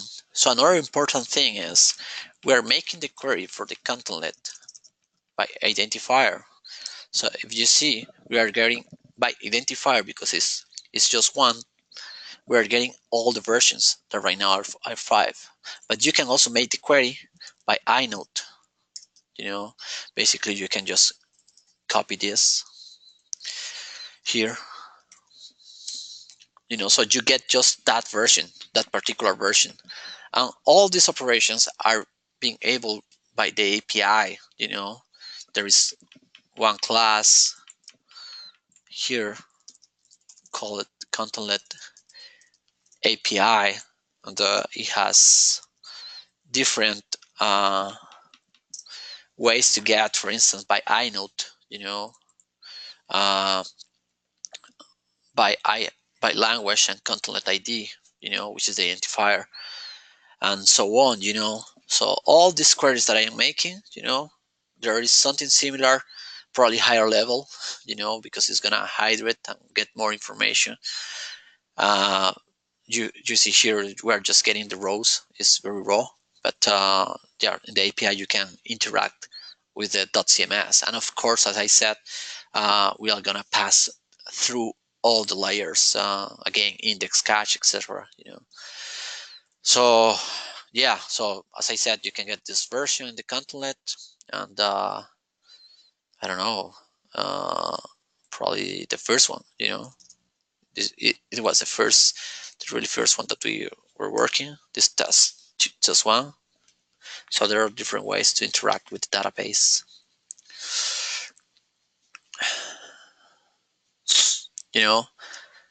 And as you might see, we are adding information to dotCMS by using the backend UI. But as I mentioned earlier, dotCMS is not limited to the UI. You can also use REST in order to achieve, in order to create content. So let's try it. Let's try to add something by REST. So we get back to the Postman,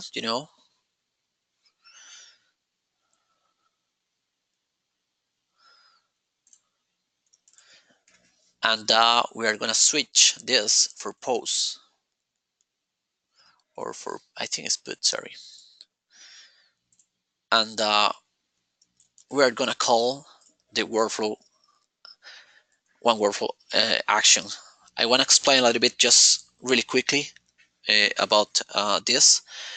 In the previous version of dotCMS, we used to handle all these actions, but now, and sorry, we were handling all these actions, in I don't know, a strut or something like that. But now, and you were able also to create your own actions by using workflows.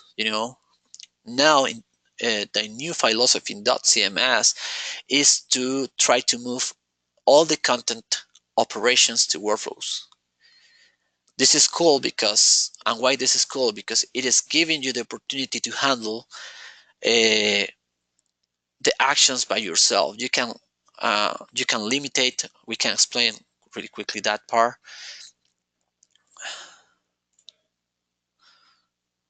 For instance, this is the system workflow. This is the workflow that we shift, but I don't know if you go to save and publish, you can limitate the users that you want to click in an action. You can handle when you want to show or not, depending on the states, and so on. So in order to create a content, a new version of it by REST, we have to call the workflow API. So this is what we are doing right now here. We are calling the workflow, the version 1 of the workflow. So as you see, we are in the unpublished step. So let's create a new tab here.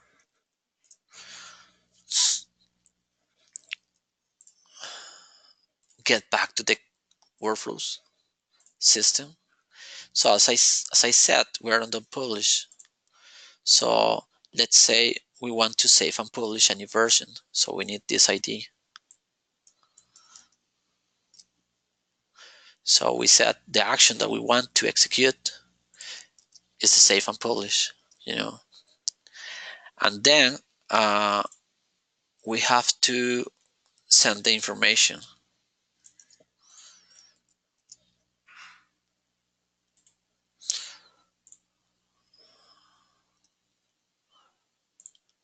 Okay, this is a JSON, and here we have to replace that one by the content type that we previously create. So we get back to the content types portlet, and we took this one and moved to here. And we were in which one? In the version we were 5. Yeah, 5. So let's create 6. So let's try. Okay, it seems we need to. One of the things about REST, guys, is we have different kinds of ways to authenticate, but the newer is JSON Web Tokens. We also have the ability to use JSON Web Tokens. Right now, we're just using that one, the basic authenticator, which is very straightforward, at least for testing.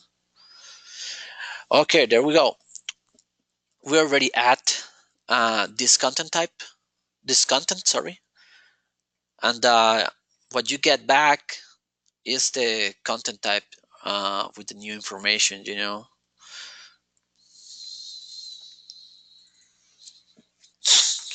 Okay, so if we get back to here and oh well, yeah. As you can see, we have a new a new a new content. We have a new content called test 6. So this is a way that you can create content by REST, but you can create, you can update. I mean, it is you can do a lot of things, and most of the things that you can do here are handled by the workflows. So I think tomorrow or Thursday we will see how to customize by code the workflows. So it will be really exciting. Okay, I don't know if you have any question, otherwise we can continue with the presentation.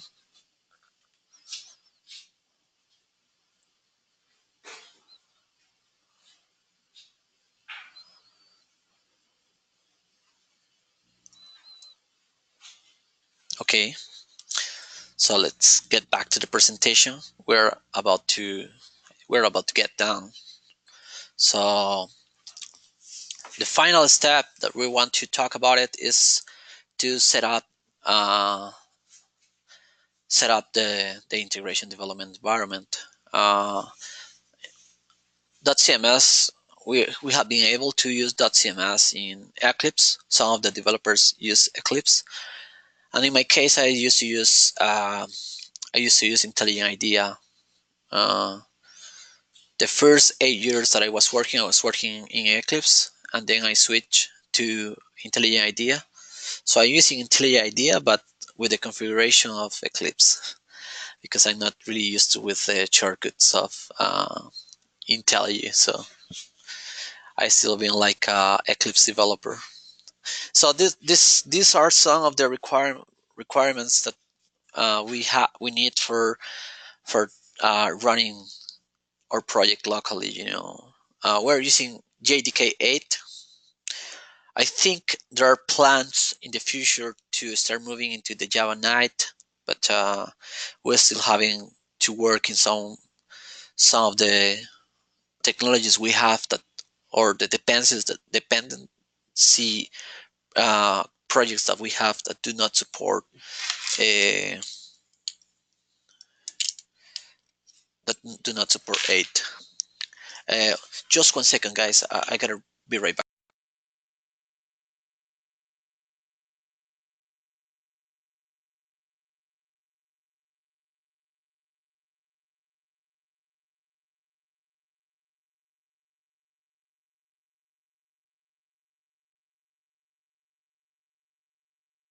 Sorry for the interruption, guys. Yeah, so as I said, we need Java 8. We also need Git install. As you already see, I already checked out the project. It was pretty straightforward. We will get back to our steps. And the integration development that you want, as I said, we used to use Eclipse or Intelligent. I think in IDEA in NetBeans is also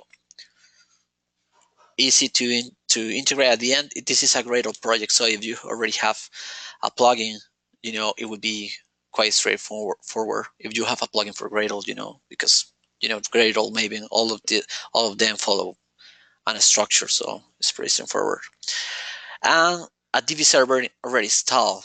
As I said, if you don't have any server configured, H2 will be used instead,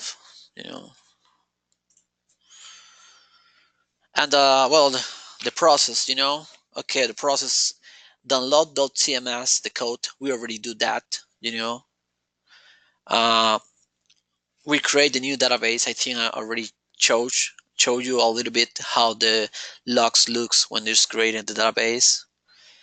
You can config the new database, the first time that dotCMS start and there is not anything, dotCMS is going to create the database, even if it is Postgres or whatever, it's going to create the database if the schema is empty, and then it's gonna make the index for you.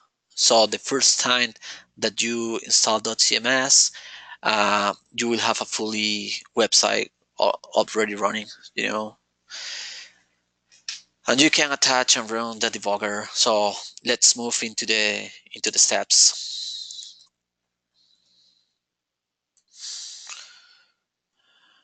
Okay, as I mentioned before, we already have the code. If you do the git clone, I think it's git clone here.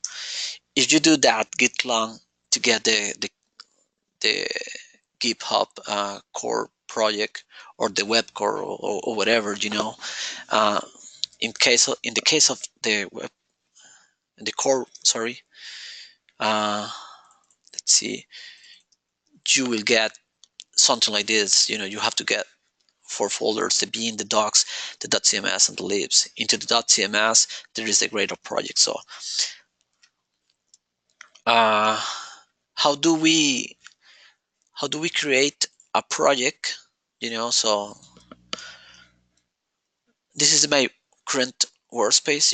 So in order to open or to create a project, uh, in my case, I know there is another way to do that, but in my case, this is the easiest way to do this and give me more control. It's just to go to the core, okay, .cms, and look for the build Gradle. In the case of IntelliJ IDEA, it already knows that it is a project because it's the build Gradle.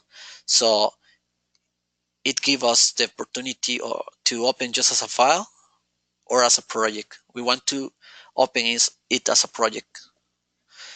So they give us some options. The only option that I activate is the auto import. This is mostly to start getting the dependencies automatically. Okay, I think I already created that before, but doesn't matter. I will auto overwrite. It won't happen to you. Okay, delete the existing one and import just to see if it works. And again, it is going to, I think I already deployed this, so it should take less time, but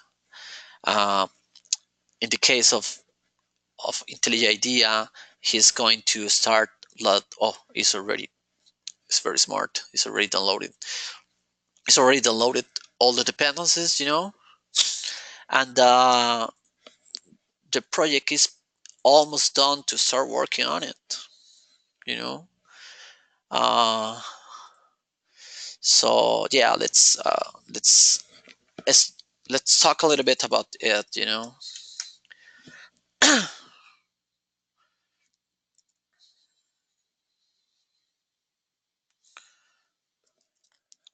Okay, under the .cms, which is as I said, the Gradle project, you might get some folders. There is something called Docker. It might be something for Docker. I'm not really aware about it. And the most important for us, there is a build Gradle. This build Gradle is mapped, at least in IntelliJ, even the community version. the community version is already, it already supports Gradle, so you can see here all the tasks. All the tasks that you see here are the same that we can see when we call Gradle w task. Of course, the view is nicer, and you can evenly run the tasks. For instance, the Tomcat deploy wire from here. I'm really fan of the console, so I used to run everything from here, but I mean, it is personal personal thing, so you can choose whatever way you want. Uh, as I mentioned previously, there is the dependencies. All the dependencies that dotCMS is using. Something important to understand is how the dependencies work in dotCMS. I think this is something we didn't talk later, but what we use, let's move to the browser, is Artifactory.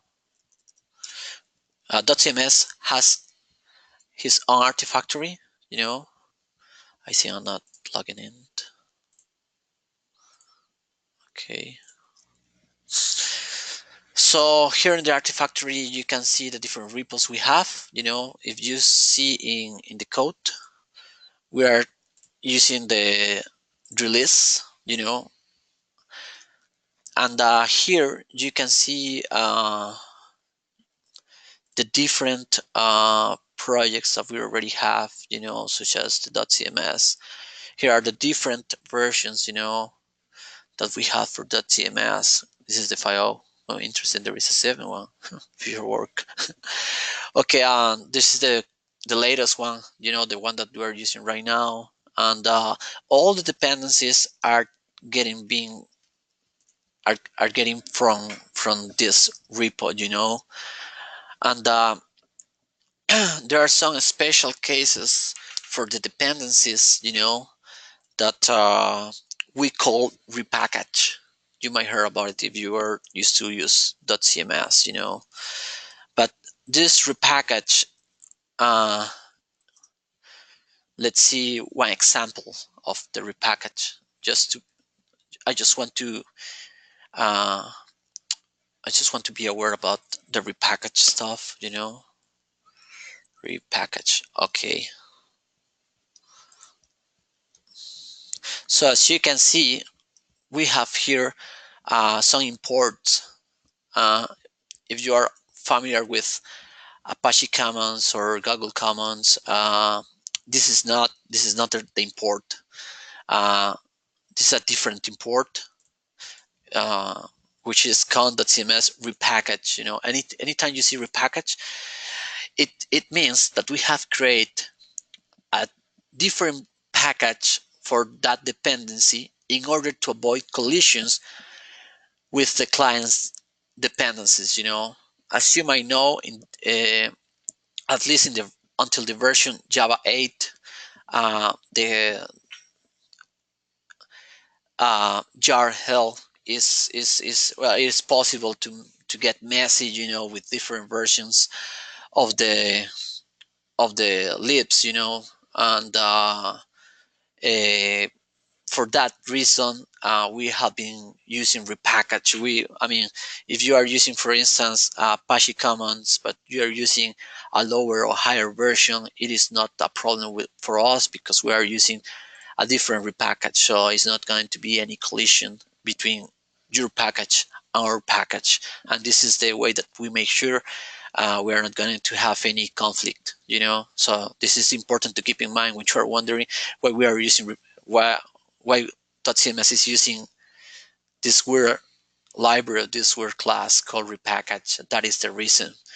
Now, talking about it, we have been talking a little bit to switch that into the Java modules if we jump to Java 9 or further in a combination to the OCI, but it will be a huge job for us. So someday, I think we will have that done, and it will give us totally support to avoid these kind of things just by hiding dependencies, details, and just showing the APIs that we want. Uh, this is a pretty cool feature from Java 9.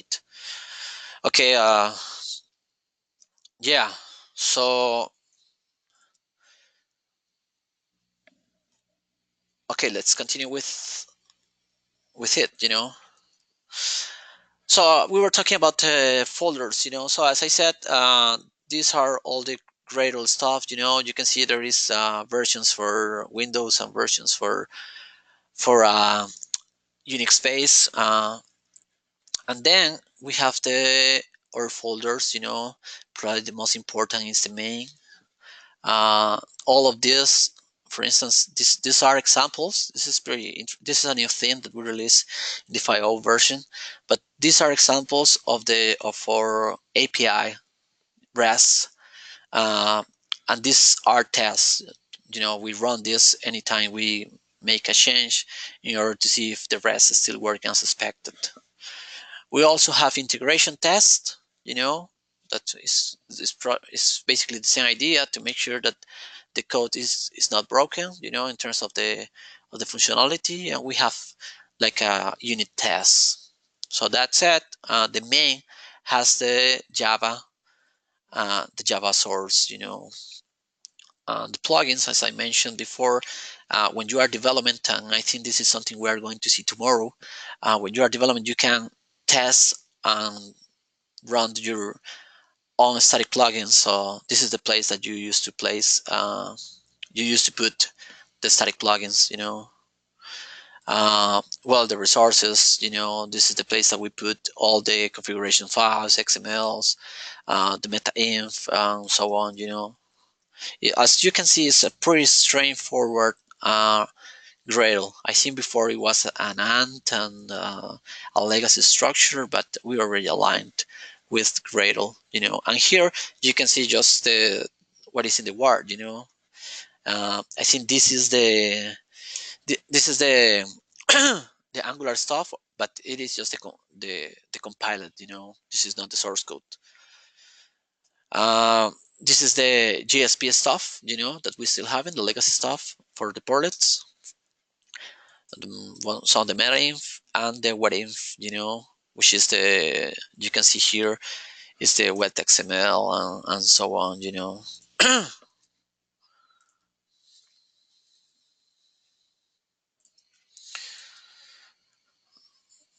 So I think we already did that before to make the the velocity stuff working, but I would like to explain you a little bit some of the tasks, some other tasks that you might have for development. As I mentioned, that deploy war Tomcat is probably the most common task that as a developers we use, but we also have uh, the deploy war Tomcat backup. The deploy war Tomcat backup uh, is basically to avoid that is to avoid to destroy or index and some other files. When dotCMS, when you run this, and let's say you already index dotCMS, the the sorry, the index is going to be removed. So if you want to keep your index and your assets, you might run this one. It's a little bit slower because it has to do a copy and backup and etc. But it's useful for us as a developers. And yeah.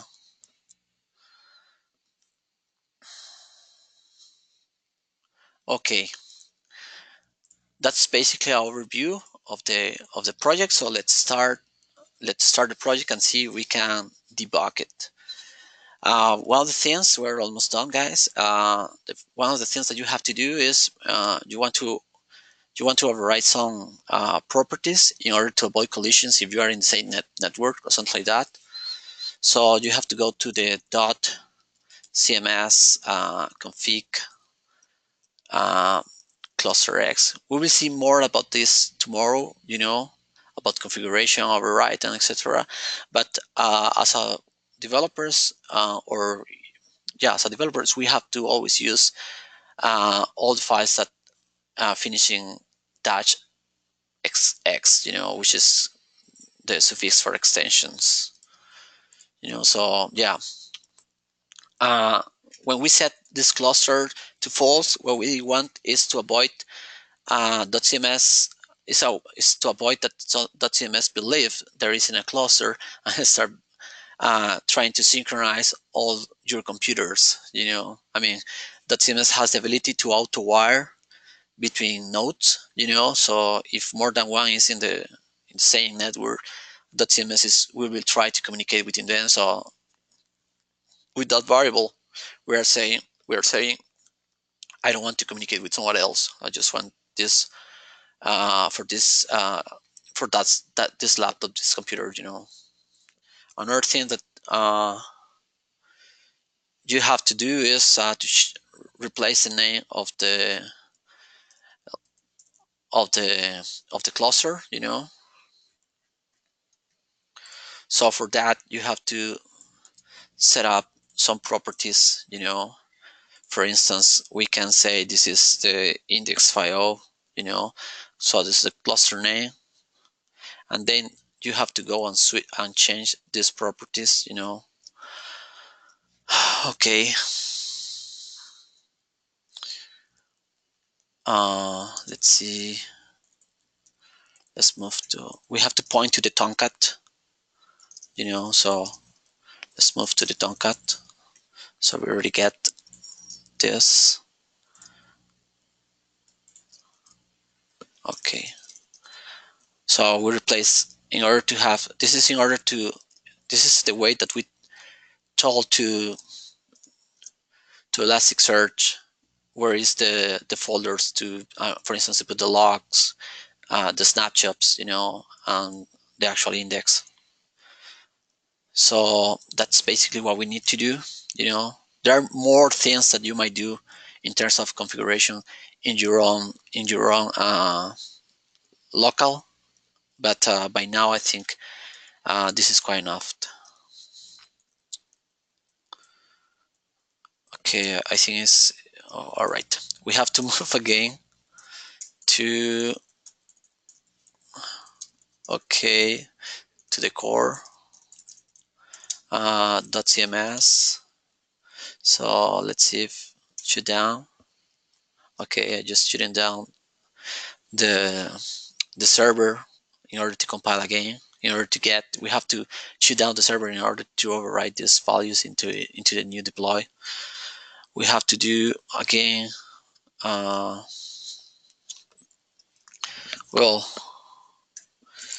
Gradle. Okay, sorry. Gradle W.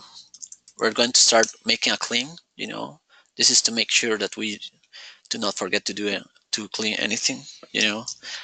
And then we're going to use the deploy. I always forget the name. Deploy war Tomcat. So we're gonna compile again the project, and in our case get the new information. We're just about to finish, guys.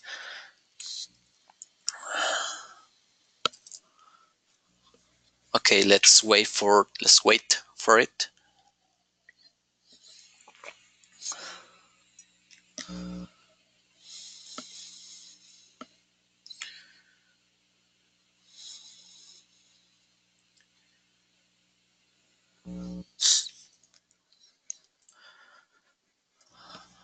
Okay.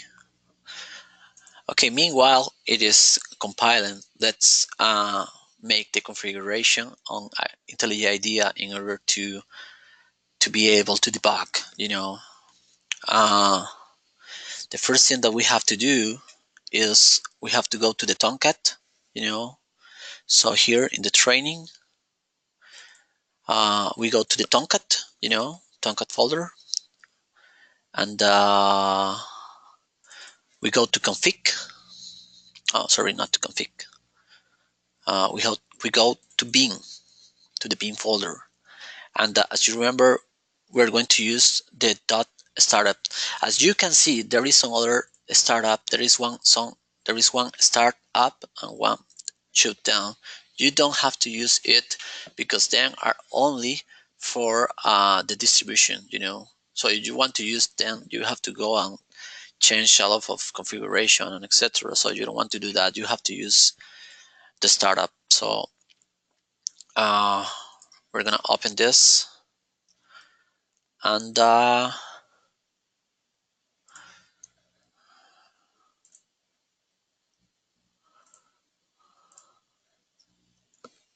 we're going to find to the 80. Okay.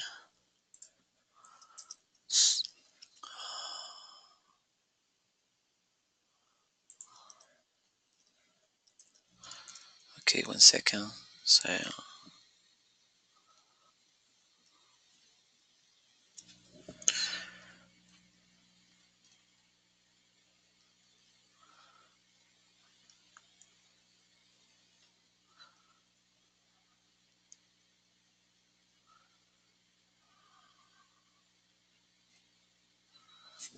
okay.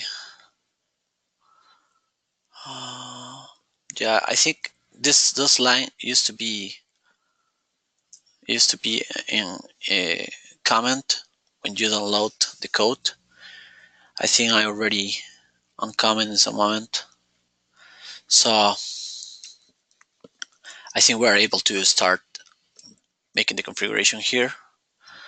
So what you have to do is here, you set add configuration, new one, and that one that you have to use is the remote.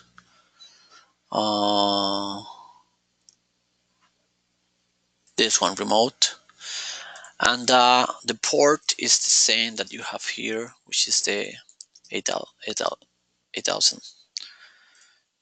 So it should be well, I should rename like a dot debug, let's call it. So let's see if it is already done, the compile. So in order to start in a debug mode, we have to pass an extra parameter called debug.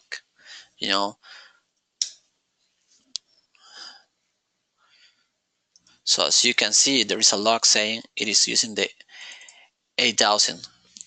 You can go to the startup configuration and change it if you need it. Changing that configuration is pretty useful when you want to, for instance, work on push publish in the same machine. You want to have two instances of dotCMS. You have to, there is a documentation in dotCMS about how to do that, but basically you have to change all the ports in order to avoid collisions between the instances. So yeah, let's see. We can't, for instance, we can, I don't know what we can debug. Let's say one of the APIs, like the workflow resource.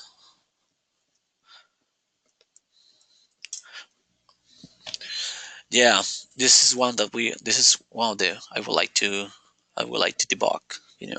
So as you might know, we use Jersey, as I mentioned before. And this is the API that we use for workflows.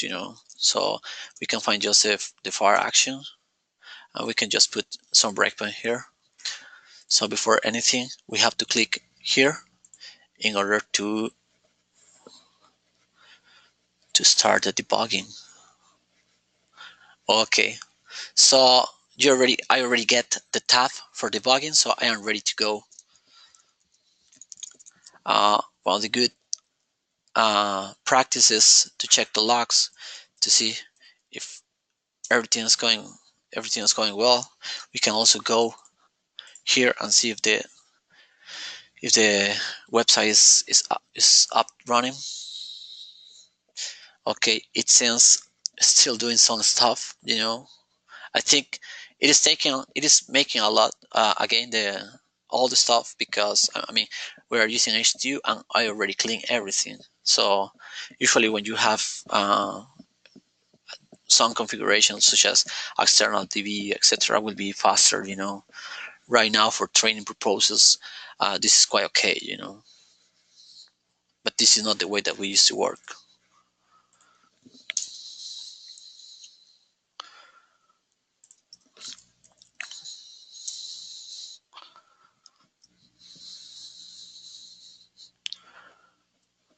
Okay, it is taking a while. Sorry about that.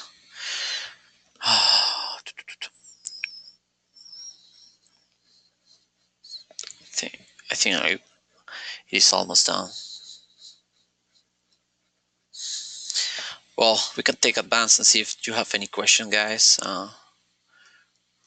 Okay, there is some questions, so let's go into that before we get done.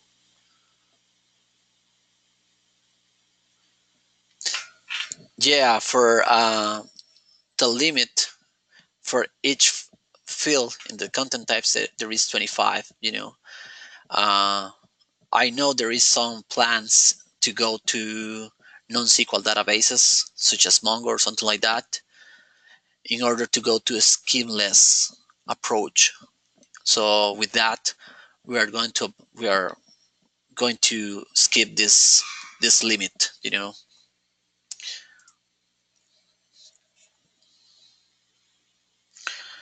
Okay, I'm getting 404.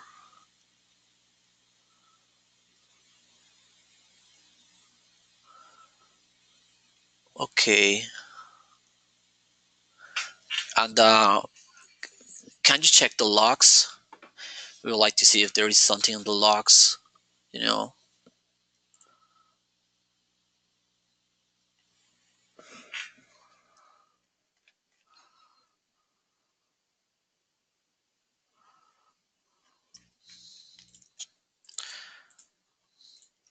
Okay, so uh,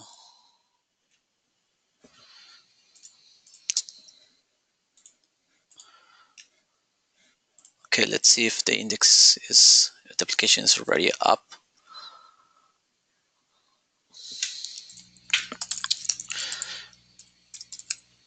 Okay, I will get down with the training, and then I will try to help you with the 404.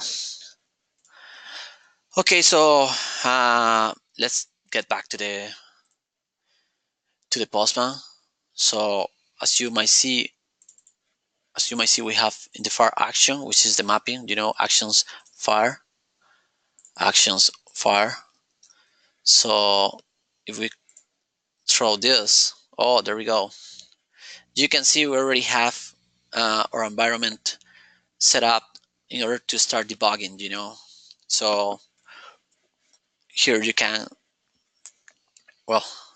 start looking into the variables. You can see how to you can inspect variables, and depending of the configuration, you might also make as a hot replacement or hot deploy. I'm not used to use that, but some of the developers used to use. You know, and uh,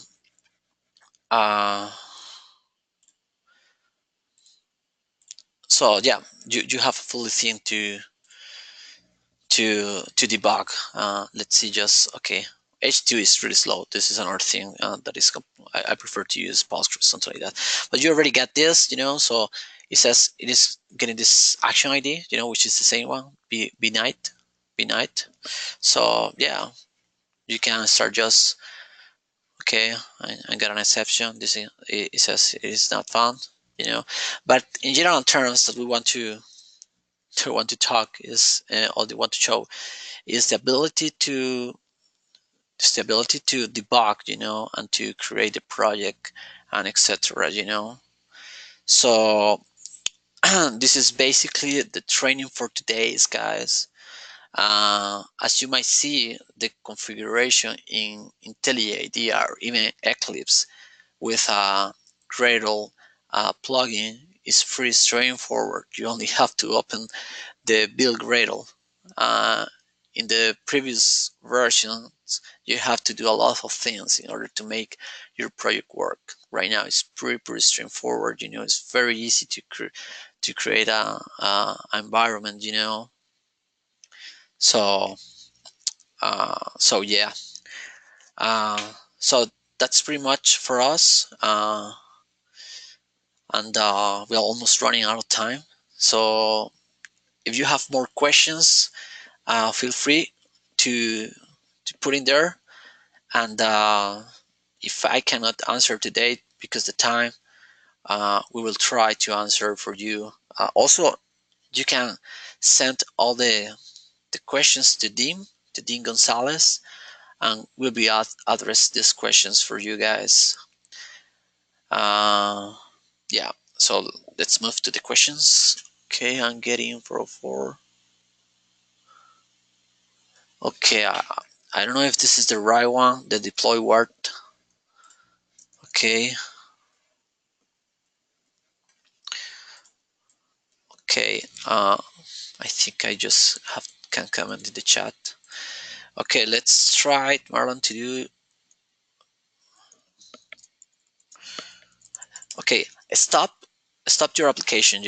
Stop your application. I don't know if it is running, but if it is, you have to shut it down. So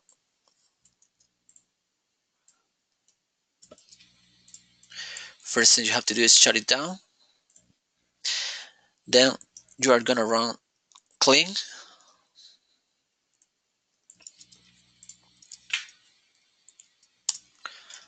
Okay. Then you're gonna run the deploy war tomcat. Let me just make sure if it is the name of it. Deploy war tomcat, yeah. Deploy war tomcat. If I recall, okay, in your questions you use deploy tomcat. I think the name of the Gradle task is wrong because it is deploy war tomcat and you use deploy tomcat war. Don't worry, it happens to me every time. This is the reason I always go here to the Gradle view to see which one is. I don't know. I didn't put the name. It's kind of weird.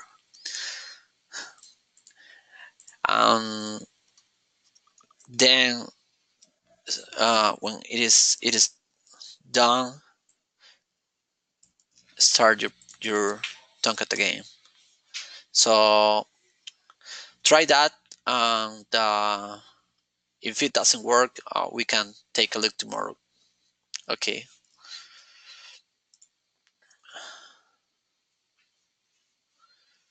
Yeah. And just in case, guys, I going to put in the chat the documentation for the Gradle task. But I think it was a typo, so it might work for you. We will see tomorrow. And well, that's it, guys. Thanks for your time, for your passion, and we will see you tomorrow. Tomorrow we will be making some extension points and static plugins, so it will be fun. See you guys. Take care.